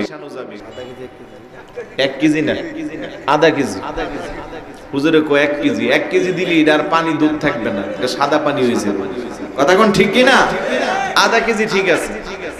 এই যে বললাম, তাহলে আধা কেজির দাম কত বলেন না? 35 কিংবা 30 টাকা। তাইলে প্রত্যেক দিন 30-35 টাকার কাছে যে ঈমান নষ্ট হয়, বাংলাদেশে এরকম খুঁজলে কয়েক লাখ পাওয়া যাবে না? আওয়াজ দেয়া বলুন, পাওয়া যাবে কি না? একটু আগে না বললেন যে ইমানদারের ঈমানের দাম এত বেশি, রিস্কাওয়ালার ঈমান একদিকে, সারা পৃথিবীর সম্পদ আরেক দিকে। একটু আগে তো বললেন যে ঈমানের দাম বেশি। তো এই যে দুধের মধ্যে পানি মিশ কইরা আল্লাহর দেওয়া খাঁটি রিজিকটাকে বেজাল কইরা ধোঁকা দিচ্ছেন, আপনার ঈমান আছে? আপনার মধ্যে আল্লাহর ভয় আছে? যার মধ্যে খাউফে ইলাহি নাই, তার ঈমান আসেনি। আচ্ছা, আর একটু एग्जांपल দিই। এদিকে ধানের জমি আছে না? কয় শতকে এক কানি? আপনাদের এদিকে কয় শতকে? 40 শতকে এক কানি। মনে করেন এটাও এক কানি, এটাও এক কানি, এটাও এক কানি, এগুলারে এক কানির কোঠা বলে। মাঝে মধ্যে গ্রামের লোকেরা কো এই সবগুলা এক কানির কোঠা না ক হয়, মাঝখানের টাকার কো অমুক সাহেবের, ওইটা দিয়ে দেখতে একটু বড় বড় লাগে। কারণটা কি বলেন তো? হ্যাঁ, তো আপনারা তো মনে বেশিরভাগ শহরে থাকেন, তো এই জন্য বুঝতেছেন না কথাগুলা। এগুলো বাস্তব एग्जांपल। ওই মাঝখানের জমির মালিকের একটা কি আছে? বদ অভ্যাস আছে, বাজে অভ্যাস। আরেকজনের আইলের ভিতরে যাইয়া নিজের জমি ঢুকায়। এবার আপনাদেরকে আমি বলি, আরেকজনের আইলের ভিতরে আপনি চাইলে 4টা-5টা শাড়ি না হোক বেশি দিতে পারলেন। 40 শতকের কানি হলে এক কানিতে কম করে হলেও তো 20 মণ দান হয়, নাকি বলেন? তাহলে 20 মণ হলে মাঝে মধ্যে পাশের জমিতে 30 মণ হয় না? তখন কি বলে যে কি রে ভাই, এই জমিতে এবার এত বেশি দান হলে কেন? আরে ওরে এবার ওর জমিতে এবার বাম্পার ফলন হয়েছে। বলে ও কি কীটনাশক বেশি দিলেও কোনা এক সমানই দিছে, আল্লাহ তারে দিছে। সুবহানাল্লাহ বলবেন না? আল্লাহ দিতে পারে কি পারে না? আরেকটু জোরে বলুন। তা আপনি আল্লাহর উপরে ভরসা না করে আরেকজনের আইল কাইটটা ভিতরে ঢুকলেন, ওইখানে 3টা-4টা শাড়ি না হোক বেশি দিলেন, পরিমাণে না হয়ে আপনি 20 কেজি বা 1 মণ দান বেশি পাইলেন। আমার রাসূল কি বলে জানেন? যে ওই 20 মণ দানের সাথে তোমার 10 কেজি দান তুমি মিক্স করলা, 1 মণ দান তুমি মিক্স করলা, এখন পুরা 21 মণ তোমার জন্য হারাম হয়ে গেল। আমার নবী বলেন, লা ইয়াদখুলুল জান্নাতা লাহমুন নাবাতা মিনাস সুহতি ও কুল্লু লাহমিন নাবাতা মিনাস সুহতিন নারু আওলা বিহি উম্মাত। এই হারাম উপার্জনের দুধের মধ্যে পানি মিশ করে তুমি বাজার করলা, ওই বাজারের খাবারগুলো তোমার শরীরে গেল, তোমার শরীরটা মোটা তাজা হইল, গোশত সঞ্চয় হইল, তুমি শক্তিশালী হইলা। ওই আরেকজনের আইন কাইটা ভিতরে তুমি 5 কিংবা 10 কেজি দান দিয়া তোমার 20 মণ দানকে তুমি নাপাক বানাইলা। ওই দানের চাল হলো, ওই চালের ভাত খেয়ে তোমার শরীরে শক্তি সঞ্চয় হইল। কিংবা তুমি সুদের ব্যবসা করলা, ঘুষের টাকা উপার্জন করলা, অন্যকে আঘাত দিয়া, অন্যকে হিট করে, অন্যকে ঠগাইয়া তুমি তোমার টাকার পাহাড় বানাইলা। এই টাকাগুলো বাজার করে তুমি তোমার দেহের মধ্যে ঢুকাইলা, তোমার শরীরটা মোটা তাজা হইল। খোদার কসম রে উম্মত, তোমার এই মোটা তাজা শরীরের জন্য অধিক উপযুক্ত স্থান হইল জাহান্নামের আগুন। নাউজুবিল্লাহ বলবেন না? আজকে আমার সমাজ কেন এমন হলো? এক সময় মুরব্বীরা হাত উঠাইয়া ফরিয়াদ করলে আল্লাহ সঙ্গে সঙ্গে কবুল করছে। আগে বৃষ্টি হইতো না, বৃষ্টির নামাজ পড়তো, ওই নামাজরত অবস্থায় বৃষ্টি আইসা সব ভিজা যাইতো। আর এখন আমরা যদি সারা বছর কান্না করি, বৃষ্টি আসে না, কারণ কি? আমাদের তো সারা দেহে হারাম, আমাদের সমস্ত অঙ্গ প্রত্যঙ্গ বেজাল, খাঁটি বলতে কিছু নাই। আজকে ব্যবসা বলেন, বাণিজ্য বলেন, চাকরি বলেন, ফ্যাক্টরি বলেন, সুদ ঘুষ একটা কেমন যেন আমাদের নিত্যদিনের সঙ্গী হয়ে গেল। রাসূল বলেন, মানিশ তারা সাওবান বিআশারাতি দারাহিম অফিহি দিরহামুন ওয়াহিদুন হারামুন লাম ইয়াকবালিল্লাহু মা দামা আলাইহিস সালাহ। উম্মত আমার, 10টা টাকা দিয়ে তুমি একটা কাপড় ক্রয় করলা, 9 টাকা হলো তোমার গামের বেচা পরিশ্রম, একটা মাত্র টাকা হইল তোমার হারাম। খেয়াল করেন, মনোযোগ আছে? জাস্ট এক্সাম্পল, হতে পারে 1000, হতে পারে 10,000। 10 টাকা দিয়ে তুমি কাপড় ক্রয় করলা, 9 টাকা হলো তোমার হালাল, একটা মাত্র টাকা হইল তোমার হারাম। এই একটা মাত্র টাকা হারাম হওয়ার কারণে 9 টাকার সাথে মিশে সবটাই হারাম হয়ে গেল। ওই 10 টাকার সুন্দর কাপড় দিয়া তুমি নামাজ পড়ো, রোজা রাখো, ইবাদত বন্দেগী করো, লাম ইয়াকবালিল্লাহু মা দামা আলাইহিস সালাহ। আমার আল্লাহ তোমার নামাজকে কবুল করবে না, তোমার রুকু সিজদা কোনোদিন আল্লাহর দরবারে পৌঁছবে না। বড় করে বলি নাউজুবিল্লাহ। আগে এই দেহটার মধ্যে হালাল ঢুকাতে হবে। আজকে সুদের ব্যবসা সমাজ রমরমা চলতে আছে, জানি না আপনাদের এলাকায় আছে কিনা, থাকলেও মনে কম না। আরে একটু বলেন না, আছে কিনা? হায় হায়, মান আকালার রিবা দিরহামান ওয়াহিদা। আমার রাসূল বলে, সুদের একটা মাত্র টাকা যে খাইলো, সে যেন তার আপন মায়ের সাথে 37 বার জিনা করল। আরে একটু জোরে বলি নাউজুবিল্লাহ। কোন হাদিসে 33 বার। ইয়া রাসূলুল্লাহ, বুঝে আসলো না, সুদের টাকার সাথে মায়ের সাথে জিনার সাথে তুলনা করা হলো, তার মানে গুরুত্বটা বোঝাইলো। পৃথিবীর কোন মানুষ যত পাপিষ্ট হোক, যত খারাপ হোক, সমাজের সবচেয়ে নিকৃষ্ট হোক, তাকে যদি কেউ প্রস্তাব করে যে তোর মায়ের সাথে খারাপ কাজ করতে হবে, সে রাজি হবে? আর একটু জোরে বলুন, রাজি হবে? সে বলবে, কল্লাটা আলাদা করে দে, তারপরেও আমার মায়ের সাথে খারাপ কাজ করা আমার দ্বারা সম্ভব হবে না। অথচ তার চেয়ে আরো 33 গুণ জঘন্য হলো একটা মাত্র সুদের টাকা যদি পেটে যায়, অথচ সেই সুদের টাকার পাহাড় দিয়ে আজকে আমার সংসার চলতে আছে, আমার পরিবার পরিজন চলতে আছে, আমার মধ্যে যাররা পরিমাণ খোদার ভয় নাই। নাউজুবিল্লাহ বলবেন না? আরেকটু জোরে বলি নাউজুবিল্লাহ। অনেকে আবার বলবেন যে হুজুর, আমি তো সুদ টুদ খাই না, আমার মেয়েটা ঢাকা থাকে, তো ও আমারে 5 লক্ষ টাকা দিচ্ছে একটু বাড়াইয়া দেওয়ার জন্য। আছে না এরকম? আসেনি? এক জায়গা বলছে, হুজুর আমার ছোট মেয়েটা 5 লাখ টাকা দিচ্ছে লাগাইয়া বাড়াইয়া দেওয়ার জন্য। নাউজুবিল্লাহ বলবেন না? এটাও আমার রাসূল ফয়সালা করেছে, মান আকালার রিবা ওয়া মুকিলাহু ওয়া কাতিবাইহি ওয়া শাহিদাইহি ফাহুম সাওয়াউন। খবরদার উম্মত, যারা সুদ খাইবে, যারা সুদ দিবে, আর দুইজনের মাঝখানে যে মধ্যস্থতাকারী, অর্থাৎ যে সাক্ষী থাকবে 2 জন, কিংবা যারা লিপিবদ্ধ করবে, সবাই উভয় পাপের পাপী। ফাহুম সাওয়াউন, সুদ খাওয়া দেওয়া, সাক্ষী থাকা, লিপিবদ্ধ করা এক সমান পাপী। বড় করে বলি নাউজুবিল্লাহ। আর একটু জোরে বলি নাউজুবিল্লাহ। আজকে আমাদের যুব সমাজ এত মাহফিল হচ্ছে। আজ থেকে 20 বছর আগে চিন্তা করলে পুরা এই কুমিল্লা আপনাদের বৃহত্তর এরিয়াতে বুঝলো একটা বা দুইটা মাহফিল ছিল। আমি আমার অভিজ্ঞতা থেকে বলি, গ্রামের গুলো যান, কয়েক গ্রাম মিললে একটা মাহফিল হতো, কিংবা এক গ্রামে একটা হইতো। এখন পাড়ায় পাড়ায়, মহল্লা মহল্লায় এত বেশি মাহফিল হচ্ছে, কিন্তু তার ফলপ্রসূ আমাদের কাছে তেমন একটা বেশি নাই।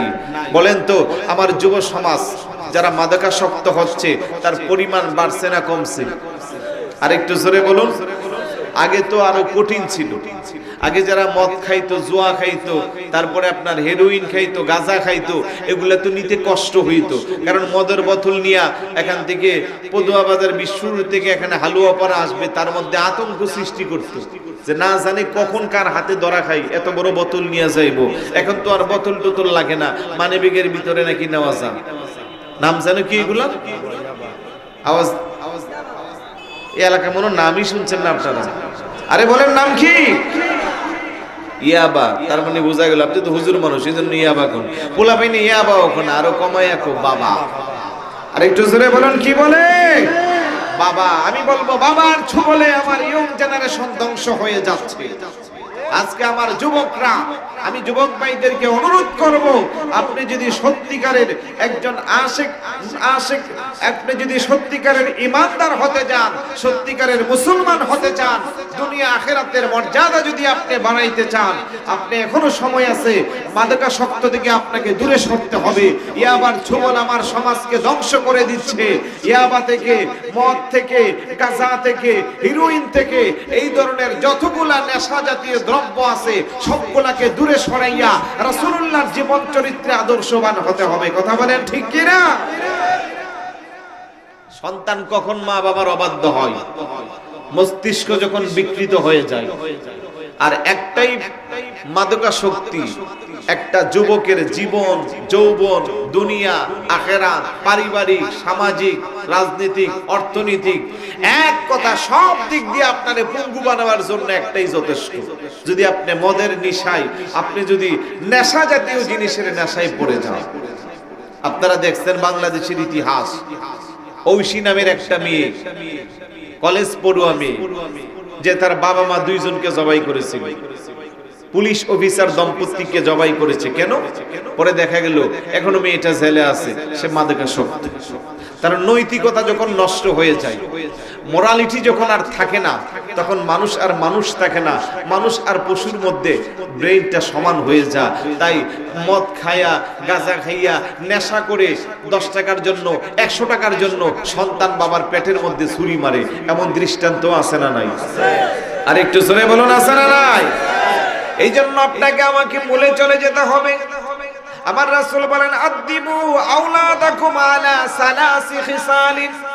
উম্মত আমার, তোমরা যদি তোমাদের সন্তানদেরকে 3টা শিষ্টাচার শিক্ষা দিতে পারো, 3টা বৈশিষ্ট্য যদি সন্তানকে ছোট কাল থেকে তুমি দিয়ে দিতে পারো, এই সন্তান কোনোদিন পথভ্রষ্ট হইবে না, কোনোদিন গোমরা হইবে না। এই সন্তান হবে তোমার জন্য, আমার জন্য অনেক সন্তান। বড় করে বলি সুবহানাল্লাহ। খারাপ লাগতেছে কথাগুলা? আমি জানি খারাপ লাগবে, কিন্তু তারপর আমি এগুলোই বলবো, কারণ আজকে গোটা দেশ আমার যুব সংসার ধ্বংস হয়ে যাচ্ছে। আমরা এই কথাগুলা কম বলি বিদায় আমাদের সমাজ নৈতিকতার অবক্ষয় করতে আছে। তাই আপনার খারাপ লাগলেও আমাকে বলতে হবে। রাসূল বলেন, আদিবু আওলাদাকুম আলা সালাসি খিসালিন।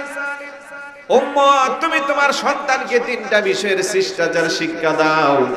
1 নম্বরে হুব্বি নবীকুম, তুমি তোমার সন্তানকে এট ফার্স্ট যে জিনিসটা দিবা, তোমার নবীর মুহাব্বত। বড় করে বলি সুবহানাল্লাহ। নবীর মুহাব্বত যেই উম্মতের মধ্যে থাকবে, ওই উম্মতরা কোনো অনিসলামিক কার্যকলাপ করতে পারবে না। নবীর মুহাব্বত যার অন্তরের মধ্যে থাকবে, সে কোনোদিন খারাপ হবে না। নবীকে যে ভালোবাসবে, নবীর প্রত্যেকটা পথে মধ্যে যারা জীবন চলবে, যেমনটা সাহাবায়ে কেরাম চলেছেন। কথা বলেন ঠিক কি না? সাহাবায়ে কেরামের সমস্ত শরীরে আপাদক মস্তক তারা নবীর মুহাব্বত ছাড়া কিছুই বুঝতো না। নবী নবী করে তারা জীবন কাটাইতো। এমনও দেখা যায় নবী প্রেমিক সাহাবী হযরতে সাওবান রাদিয়াল্লাহু তাআলা ব্যবসা করত, হঠাৎ করে দৌড় দিয়ে এসে আমার নবীজির সামনে চেহারা মুবারকের দিকে তাকাইয়া থাকতো। সুবহানাল্লাহ। আমার নবী করে সাওবান এইভাবে কেন তুমি দৌড়ায় আসো? ও ইয়া রাসূলুল্লাহ, ইয়া হাবিবাল্লাহ, আপনার এই নূরানি চেহারা মুবারকটা যতই দেখি আরো বেশি দেখতে মনে চায়। এত দেখার পরেও তৃপ্তি মিটে না, মনে হয় যেন নতুন করে আবার আপনাকে আমি দেখতে আসি। বড় করে বলে সুবহানাল্লাহ। নবীর মুহাব্বত যার অন্তরে থাকবে তার দ্বারা কোনো অনিসলামিক কার্যকলাপ হবে না। নবীর মুহাব্বত যার অন্তরে থাকবে সে সুদ খাইতে পারে না। নবীর মুহাব্বত যার অন্তরে থাকবে সে ঘুষ দিতে পারে না। নবীর মুহাব্বত যার অন্তরে থাকবে তে আব্বা আমার অবাধ্য সন্তান হইতে পারে না। নবীর মুহাব্বত আমার যেই বোনের বাস্তব জীবনে থাকবে ওই বোনটা কোনোদিন বেপরদা হইতে পারে না। কথা বলেন ঠিক কি না? হযরত সাওবান রাদিয়াল্লাহু তাআলা আরেকদিন হঠাৎ করে আসলো, চোখের পানিগুলো ছেড়ে ছোট বাচ্চার মতো কান্না শুরু করে দিল।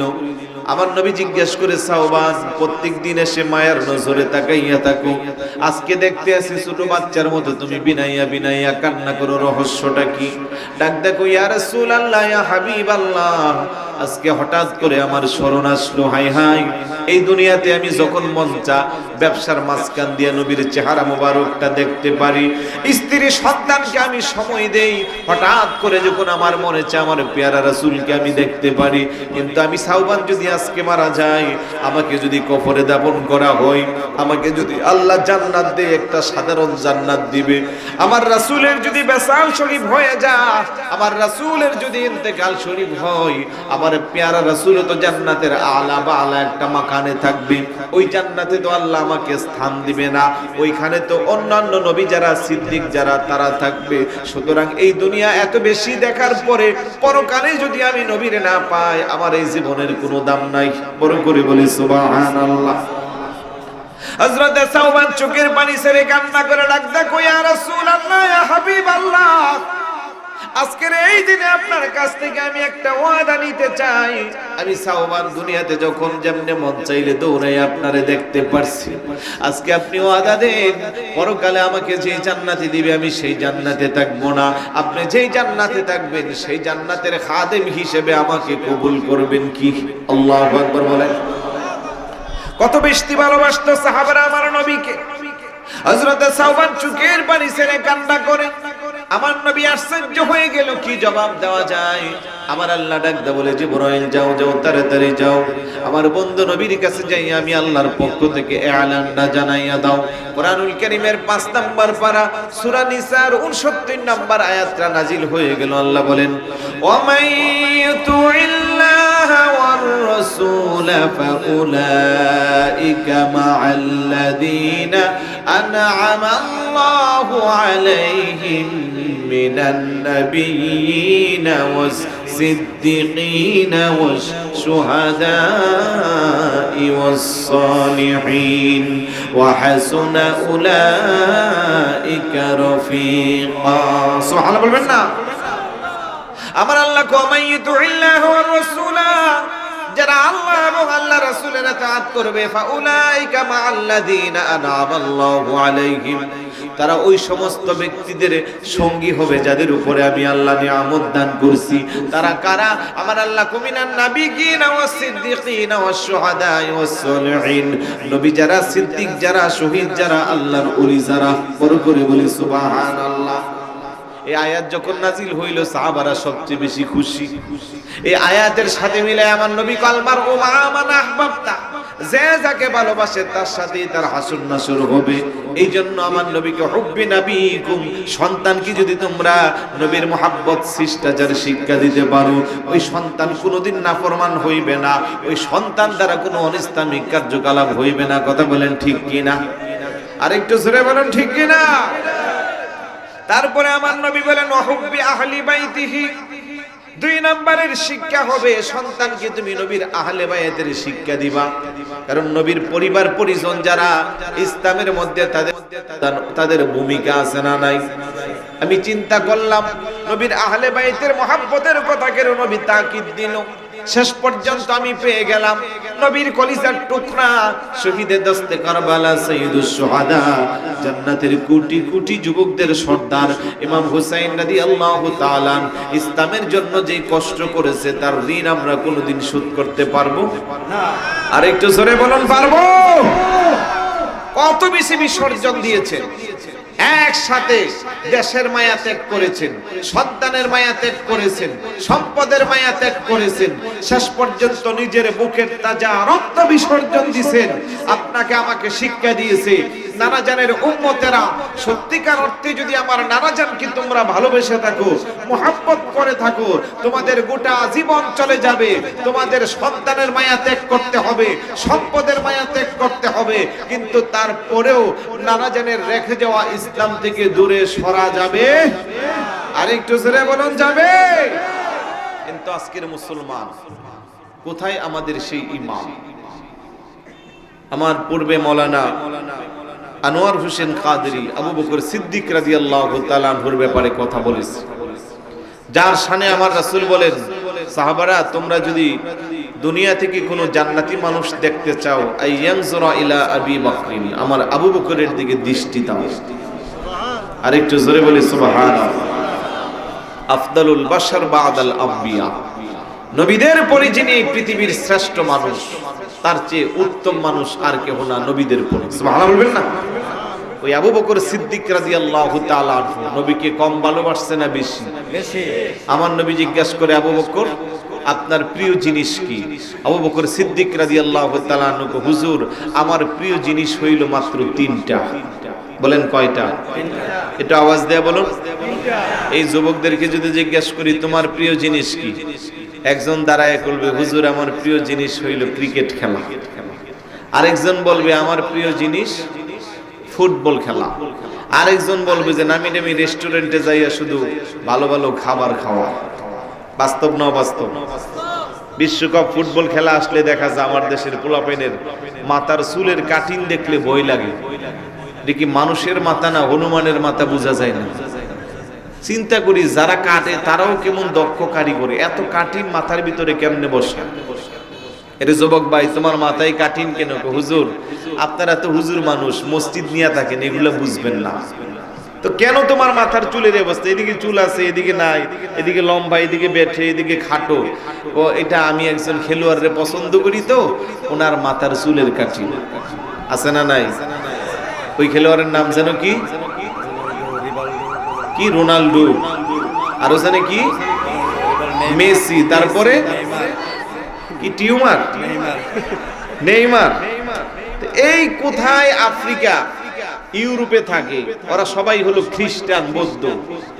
তুমি তাকে মহব্বত করে তোমার মাথার মধ্যে তার আদর্শের কাঠিনটা নিয়ে আসলাম। রাসূলুল্লাহর হাদিস কি প্রমাণ করে? আল মারউ মা মান আহবাবতা, যে যাকে ভালোবাসবে তার সাথে তার হাসর নাসর। তাহলে তুমি কি রোনাল্ডো আর মেসির সাথে আর নেইমারের সাথে থাকতে চাও? তারা থাকবে কোথায়? জাহান্নামে।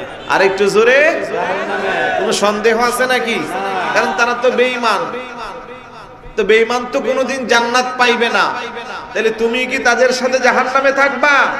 খবরদার যুবক, তুমি যদি ওই আদর্শটা দূরে সরাইয়া আমার রাসূলুল্লাহর জীবন আদর্শ তোমার বাস্তব জীবনে নিতা, যেমনটা সাহাবায়ে কেরাম নিয়েছে। সুবহানাল্লাহ। আর একটু জোরে বলুন না সুবহানাল্লাহ। আবু বকর সিদ্দিক রাদিয়াল্লাহু তাআলা আনহু বলে, ইয়া রাসূলুল্লাহ আমার নিকট প্রিয় জিনিস তিনটা।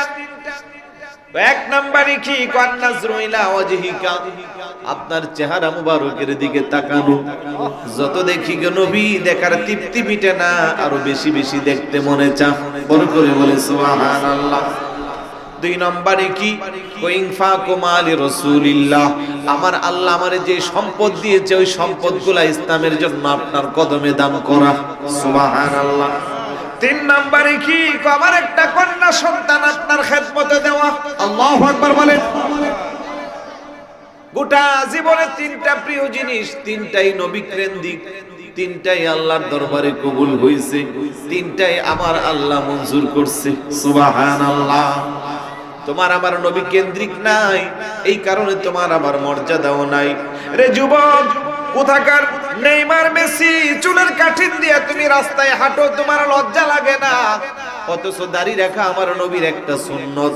আমি যদি বলি দুর্বক তুমি দাড়ি রাখো, নবীর সুন্নত আদায় করো, যুবক কিন্তু মাথা নিচের দিকে তাকাইয়া চিন্তায় পড়ে যা, হাই হাই আমি কেমনে দাড়ি রাখবো, সামনে তো আমার আসল কাজটা বাকি আছে। কি জানো? বিয়া। বাস্তব না অবাস্তব? আজকের এই মাহফিল থেকে এতক্ষণ আলোচনা শুনলাম, 5টা যুবক ভাই হাত উঠান যারা আজকের মাহফিলের পরে জীবনে কোনোদিন আর দাড়ি কাটবেন না, নবীর সুন্নত আদায়ার্থে দাড়ি রাখবেন। আল্লাহর কসম আপনার মর্যাদা বাড়াইবে কে? আরেকটু জোরে বলুন। আপনি যদি মনে করেন যে আমার আসল কাজ বাকি আছে, আমি বলবো তাও ভালো হবে, কারণ দাড়ি দেখে যেই কন্যা, যে সুন্দরী রূপসী আপনাকে স্বামী হিসেবে অ্যাকসেপ্ট করবে, ধরে নিতে হবে সে আবেদা সালেহা দিনদার জাকিয়া তৈয়বা। কথা বলেন ঠিক কি না? 5টা যুবক হাত উঠাও, দেখি আল্লাহ কারে কবুল করে। আলহামদুলিল্লাহ, আল্লাহ যেন কবুল করে। হাতটি সোজা করি। দাড়ি খুল লাগানো যাবে না, তার মানে এই নয় যে মেশিন মেরে দিবে, এমন না। এক জায়গায় বলছি খুল লাগানো যাবে না, যুবক একটা দাঁড়ায় হুজুর এখন তো মেশিন আছে, এটা খুরের মতো করে বলি আমিন। আরেকটু জোরে বলি আমিন। নবীর প্রিয় সাহাবী হযরত আবু বকর সিদ্দিকী, নবীর প্রিয় সাহাবী আবু বকর সিদ্দিকী, ভালোবেসে শুইল পাশে, ভালোবেসে শুইল পাশে, যায়া দেখো মদিনা মদিনা মদিনা, আশিক মুমিনের ঠিকানা। বলেন মদিনা, আশিক মুমিনের ঠিকানা। দিদার চেয়ে কাঁদো তুমেরা, দিদার চেয়ে কাঁদো তুমেরা, হও না নবীর দেওয়ানা। মদিনা মদিনা, আশিক মুমিনের ঠিকানা। বলেন মদিনা মদিনা, আশিক মুমিনের ঠিকানা। জালালউদ্দিন সুয়ুতী 75 বারে দেখলো নবীজি। সুবহানাল্লাহ বলবেন না? জালালউদ্দিন সুয়ুতী 75 বারে দেখলো নবীজি। এতবার দেখিয়াও নবী, এতবার দেখিয়াও নবী, তৃপ্তি তাহার হলো না। মদিনা মদিনা, আশিক মুমিনের ঠিকানা। বলেন মদিনা মদিনা, আশিক মুমিনের ঠিকানা। দিদার চেয়ে কাঁদো তোমরা, দিদার চেয়ে কাঁদো তোমরা, হও না নবীর দেওয়ানা। মদিনা মদিনা, আশিক মুমিনের ঠিকানা। বলেন মদিনা মদিনা, আশিক মুমিনের ঠিকানা। আলহামদুলিল্লাহ বলবেন না? আবু বকর সিদ্দিক রাদিয়াল্লাহু তাআলা আমার নবীরে কম ভালোবাসছে না বেশি? আরেকটু জোরে বলুন। হযরত ওমর ইবনুল খাত্তাব রাদিয়াল্লাহু তাআলা ইসলামের দ্বিতীয় খলিফা, কম ভালোবাসছে না বেশি? আরেকটু জোরে বলুন। রাসূলুল্লাহর ফয়সালার পরে আর কোনো ফয়সালা নাই।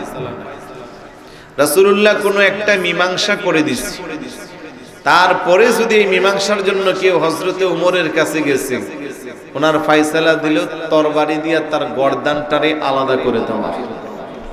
সুবহানাল্লাহ বলবেন না? যেই হোক সে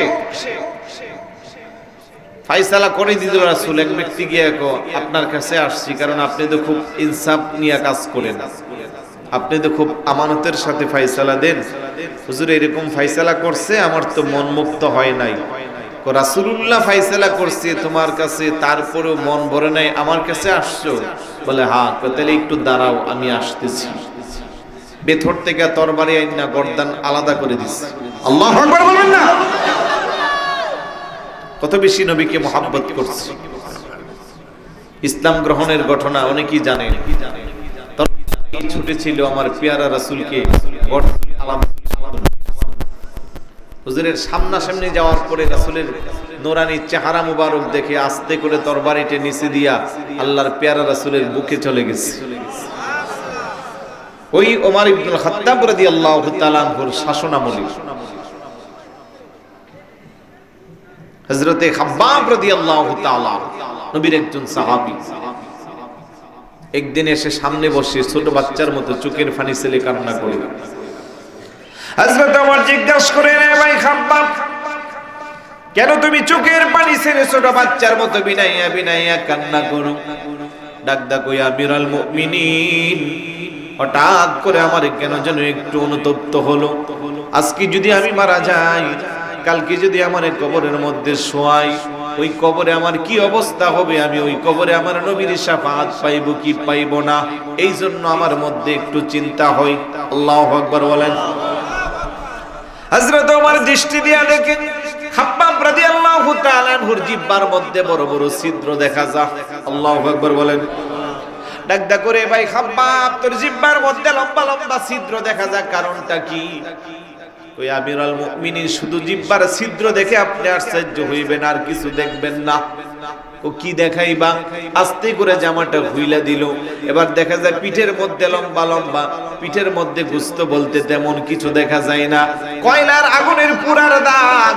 গোটা পিঠটার মধ্যে গোশত বলতে কিছু নাই, হাড্ডিগুলা পর্যন্ত পুরে পুরে অর্ধেক আছে অর্ধেক নাই। আল্লাহু আকবার বলেন।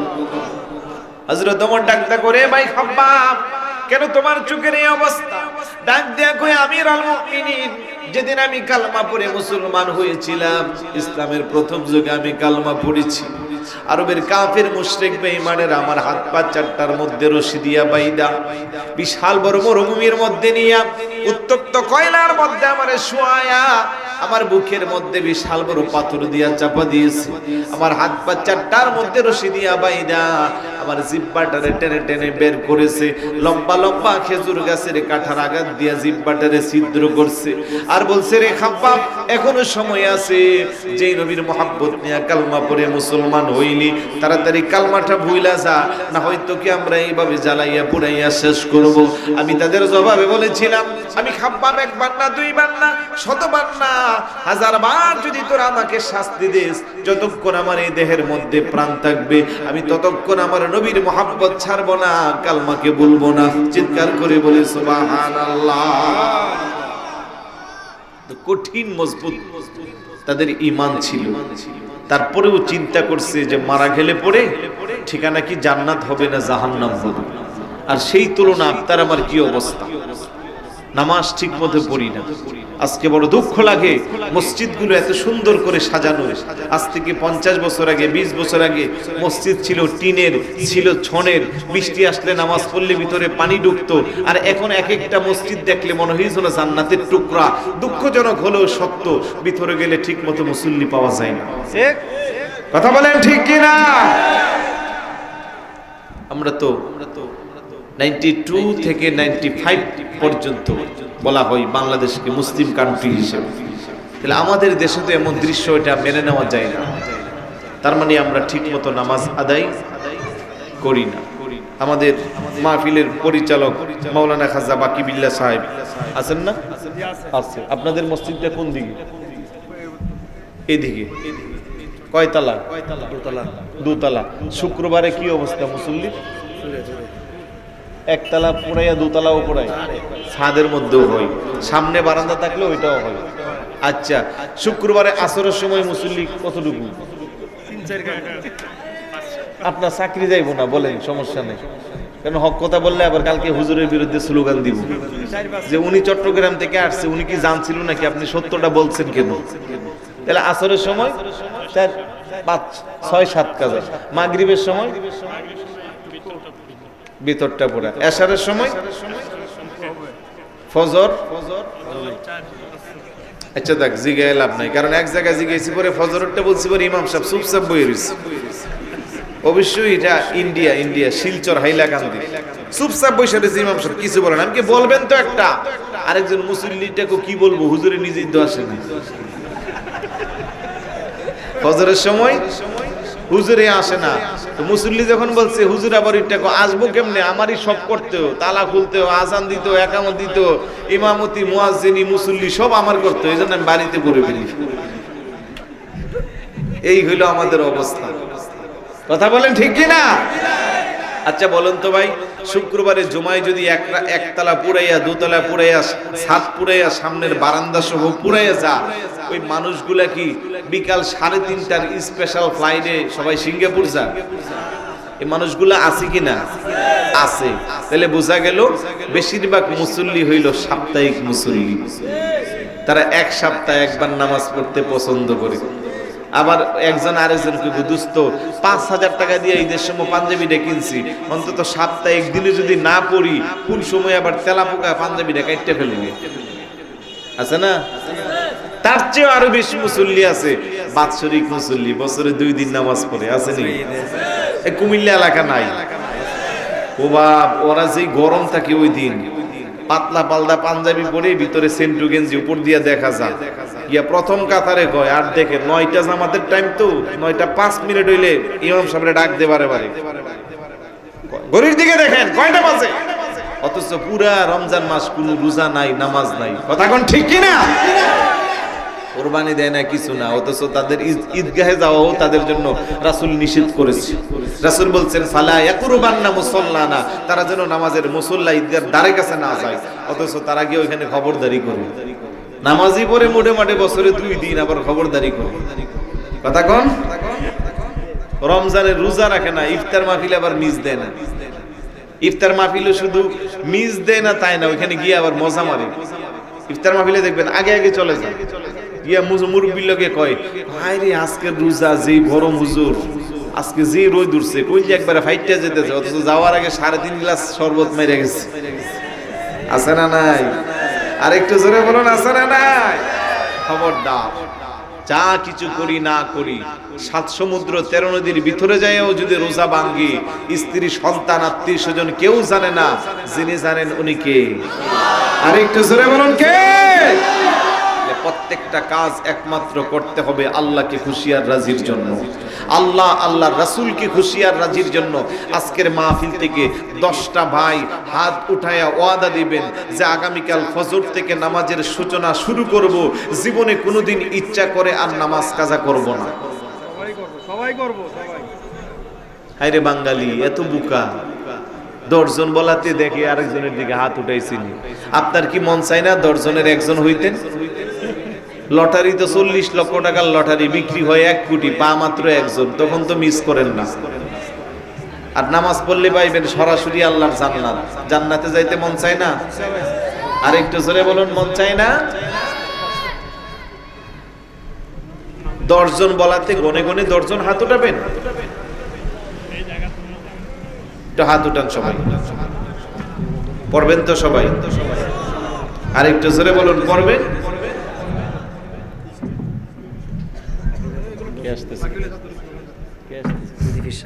আচ্ছা, আমি ওয়াদা করেছিলাম যে আমরা 5 ওয়াক্ত নামাজ পড়ব, একটু আবার ওয়াদা করি আগামীকাল ফজর থেকে নামাজের সূচনা শুরু করব। কারা কারা?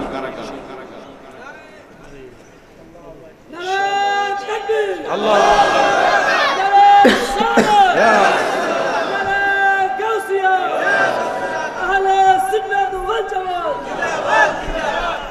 অনেকে কিন্তু হাত উঠান নাই, কারণ ওনারা চিন্তা করছে আমরা এত খারাপ মানুষ না, পড়ি না সেটাই ভালো কথা, হাত উঠায় কেন আবার বিপদে পড়বো, ওয়াদাবদ্ধ করবো, ওয়াদা ভঙ্গ করা তো কবিরা গুনাহ, এই কারণে হাত উঠান নাই। আসলে আপনারা নিজেরা চালাক মনে করছেন, আমি বলবো আপনারা শুধু চালাক না, আপনারা অতি চালাক। বলেন কি চালাক? আর অতি চালাকের গলায় কি আওয়াজ দিয়ে কি? কেমন অতি চালাক জানেন? আরে ভাই, নিয়তটা যদি শুদ্ধ করে করেন, আল্লাহ না করুক ফজরের আগে আমরা কেউ না কেউ আল্লাহর ডাকে চলে যাইতে পারি না? কোনো গ্যারান্টি আছে? মাহফিল শেষ করে যে বাড়িতে যাব কোনো গ্যারান্টি আছে? যদি এমন হয় যে ওয়াদা করলাম খুলুসিয়তের সাথে যে নামাজটা আদায় করব, কিন্তু ফজরের আগে চলে গেলাম, এই ওয়াদাটা কিন্তু আপনাকে আমাকে জান্নাতে পৌঁছাইতে পারে। আর একটু জোরে বলুন না সুবহানাল্লাহ। পারে না? পারে। জান্নাতের ফেরেশতারা আসবে আপনার রূহ নেওয়ার জন্য, জাহান্নামের ফেরেশতারা বাধা দিবে, এই কই নিতে আসোস? লেকিন নামাজ পড়ছে নাকি বেটা? বছরে 2 দিন আর সপ্তাহে 1 দিন, তাও পুরাপুরি পড়তো না। ফরজের সালাম ফিরাইয়া মুরব্বির গর্দান ডেঙ্গাইয়া বাইরে হয়ে যেত। কথা কোন ঠিক কিনা? আগে যাইয়া ইমাম সাহেব যখন খুতবা দেয়, হ্যাঁ বাইরে বারান্দায় দাঁড়ায় দাঁড়ায় ফেসবুক টিভি, মুয়াজ্জিন একামত দিচ্ছে, সূরা কেরা শেষ, রুকুতে যাইবো, একটা দৌড় দিয়ে কোনো রকমে গিয়া জাপটাইয়া পড়ে, আবার সালাম ফিরাইয়া মোনাজাত নাই, মুরব্বির গর্দানের উপর দিয়ে পাড়াইয়া বের হয়ে যান। এমন বেয়াদব আছে না নাই? আর একটু জোরে বলুন, আছে না নাই? আরো কতগুলো আছে 3 কোয়ার্টার বইরা যান, মসজিদের মধ্যে 3/4 চেনেননি, মাথায় টুপি নাই, জিম করে এদিক দিয়ে মাসুল বাইক করে রাখছে, টি শার্ট পরছে টাইট ফিট, আবার 3/4। রুকুতে গেলে পরে কি বলবো, হুজুর এখানে বসে, লজ্জা লাগে, পিছনের পুষ্টাবি সহ বাইরে যায়। এগুলোর নাম নামাজ? এগুলো তামাশা। সবচেয়ে উত্তম ইবাদত হলো নামাজ, যে নামাজের মাধ্যমে বান্দা চাইলে আল্লাহর বন্ধু হইতে পারে। আরেকটু জোরে বলুন সুবহানাল্লাহ। আল্লাহ এবং বান্দার মাঝখানে যে বিশাল বড় দূরত্ব, এটা কমাইয়া একেবারে বান্দা আল্লাহর কাছাকাছি যাওয়ার যে অন্যতম সোপান, যে রাস্তা, তার নাম হইল নামাজ। আরেকটু জোরে বলুন, তার নাম কি? নামাজ। জাহান্নামের ফেরেশতারা গো জাহান্নামে নিতে, জান্নাতি ফেরেশতারা গো ভাই আগে কি করছে না করছে এত হিসাব বুঝি না। হালুয়া পড়ার মাহফিলে 12টা বাজার 5 মিনিট আগে পিসে বুজুরের সামনে হাত উঠায় ওয়াদা করেছিল জীবনে কোনোদিন আর নামাজ কাজা করবে না, কিন্তু বেচারা যদি 5টা বছর বাঁচতো তাইলে তো আর আমল নামায় কোনো গুনাহ থাকতো না। এখন আল্লাহ যে হায়াতটা শেষ করে দিল, এখন বেচারার দোষ কি? সুবহানাল্লাহ বলবেন না? 2 ফেরেশতা লাগবো ঝগড়া ফায়সালার জন্য, যাইবো কার কাছে? আরেকটু জোরে বলুন। জাহান্নামের ফেরেশতারা খাতা দেখাইবো, আল্লাহ দেখো পুরা খাতার ভিতরে ওই সাপ্তাহিক দিন আর বছরে 2 দিন, তাও পুরাপুরি নাই, কোন রকমের লালকারি মারা। জান্নাতের ফেরেশতারা বলবে, আল্লাহ তোমার এই বান্দা ইখলাসের সাথে গতকাল রাতে হাত উঠায় ওয়াদা করেছিল জীবনে কোনোদিন আর ইচ্ছা করে নামাজ কাজা করবে না। দুঃখজনক হলেও সত্য, তোমার এই বান্দা কিন্তু তুমি হায়াতটা লম্বা করে দিলা না। তুমি না কোরআনে ডিক্লার দিলা নামাজ মানুষের গুনাহগুলো মাফ করে, মানুষের আমল নামা গুনাহ খালি করে। সুবহানাল্লাহ। কোরআনে আছে না নাই? আকিমিস সালাতা তারাফাইন নাহারি ওয়া যুলাফান মিনাল লাইল। আল্লাহু আকবার। আকিমিস সালাতা তারাফাইন নাহারি ওয়া যুলাফান মিনাল লাইল ইন্নাল হাসানাতি ইউযহিবনাস সাইয়্যাত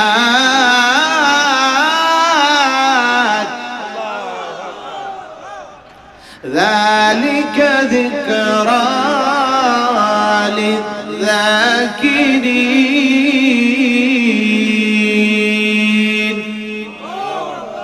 আল্লাহ আকিমিস সালাতা তারাফাইন নাহার, যারা নামাজ কায়েম করবে রাতের দিনের 2 প্রান্তে, ওযুলাফা মিনাল লাইল, রাতের ক্রিয়াদাংশে।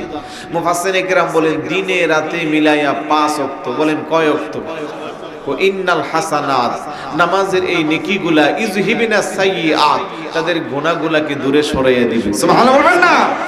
জান্নাতের ফেরেশতারা বলবে, আল্লাহ তোমার এই বান্দা যদি 5টা বছরে বেঁচে থাকতো, তোমার এই বান্দার আমল নামায় তো আর কোনো গুনাহ থাকতো না। সে যদি দৈনিক 5 ওয়াক্ত নামাজ যথাযথ আদায় করত, তুমি আল্লাহই তো কোরআনে ডিক্লার দিলা ইন্নাল হাসানাত ইযহিবনাস সাইয়্যাত, নামাজের নেকিগুলা গুনাহগুলাকে দূরে সরাইয়া দিবে। সুতরাং তোমার এই বান্দা তো নেককার হয়ে যাইতো। তাইলে নেককার হইলে আমল নামায় যদি গুনাহ না থাকে, তোমার বান্দার ঠিকানা জান্নাত না জাহান্নাম। তখন আমার আল্লাহ চাইলে দয়া করে বান্দাকে জান্নাত দিতে পারে কি পারে না? আরে একটু জোরে বলুন, পারে কি পারে না? তাহলে হাত উঠাইলে লাভ না লস? আরে একটু জোরে, আবার একটু সুযোগ দেই, কারা কারা নামাজ পড়বো হাত উঠাই। আল্লাহ যেন কবুল করে, বলি আমিন। আরে একটু জোরে বলি আমিন।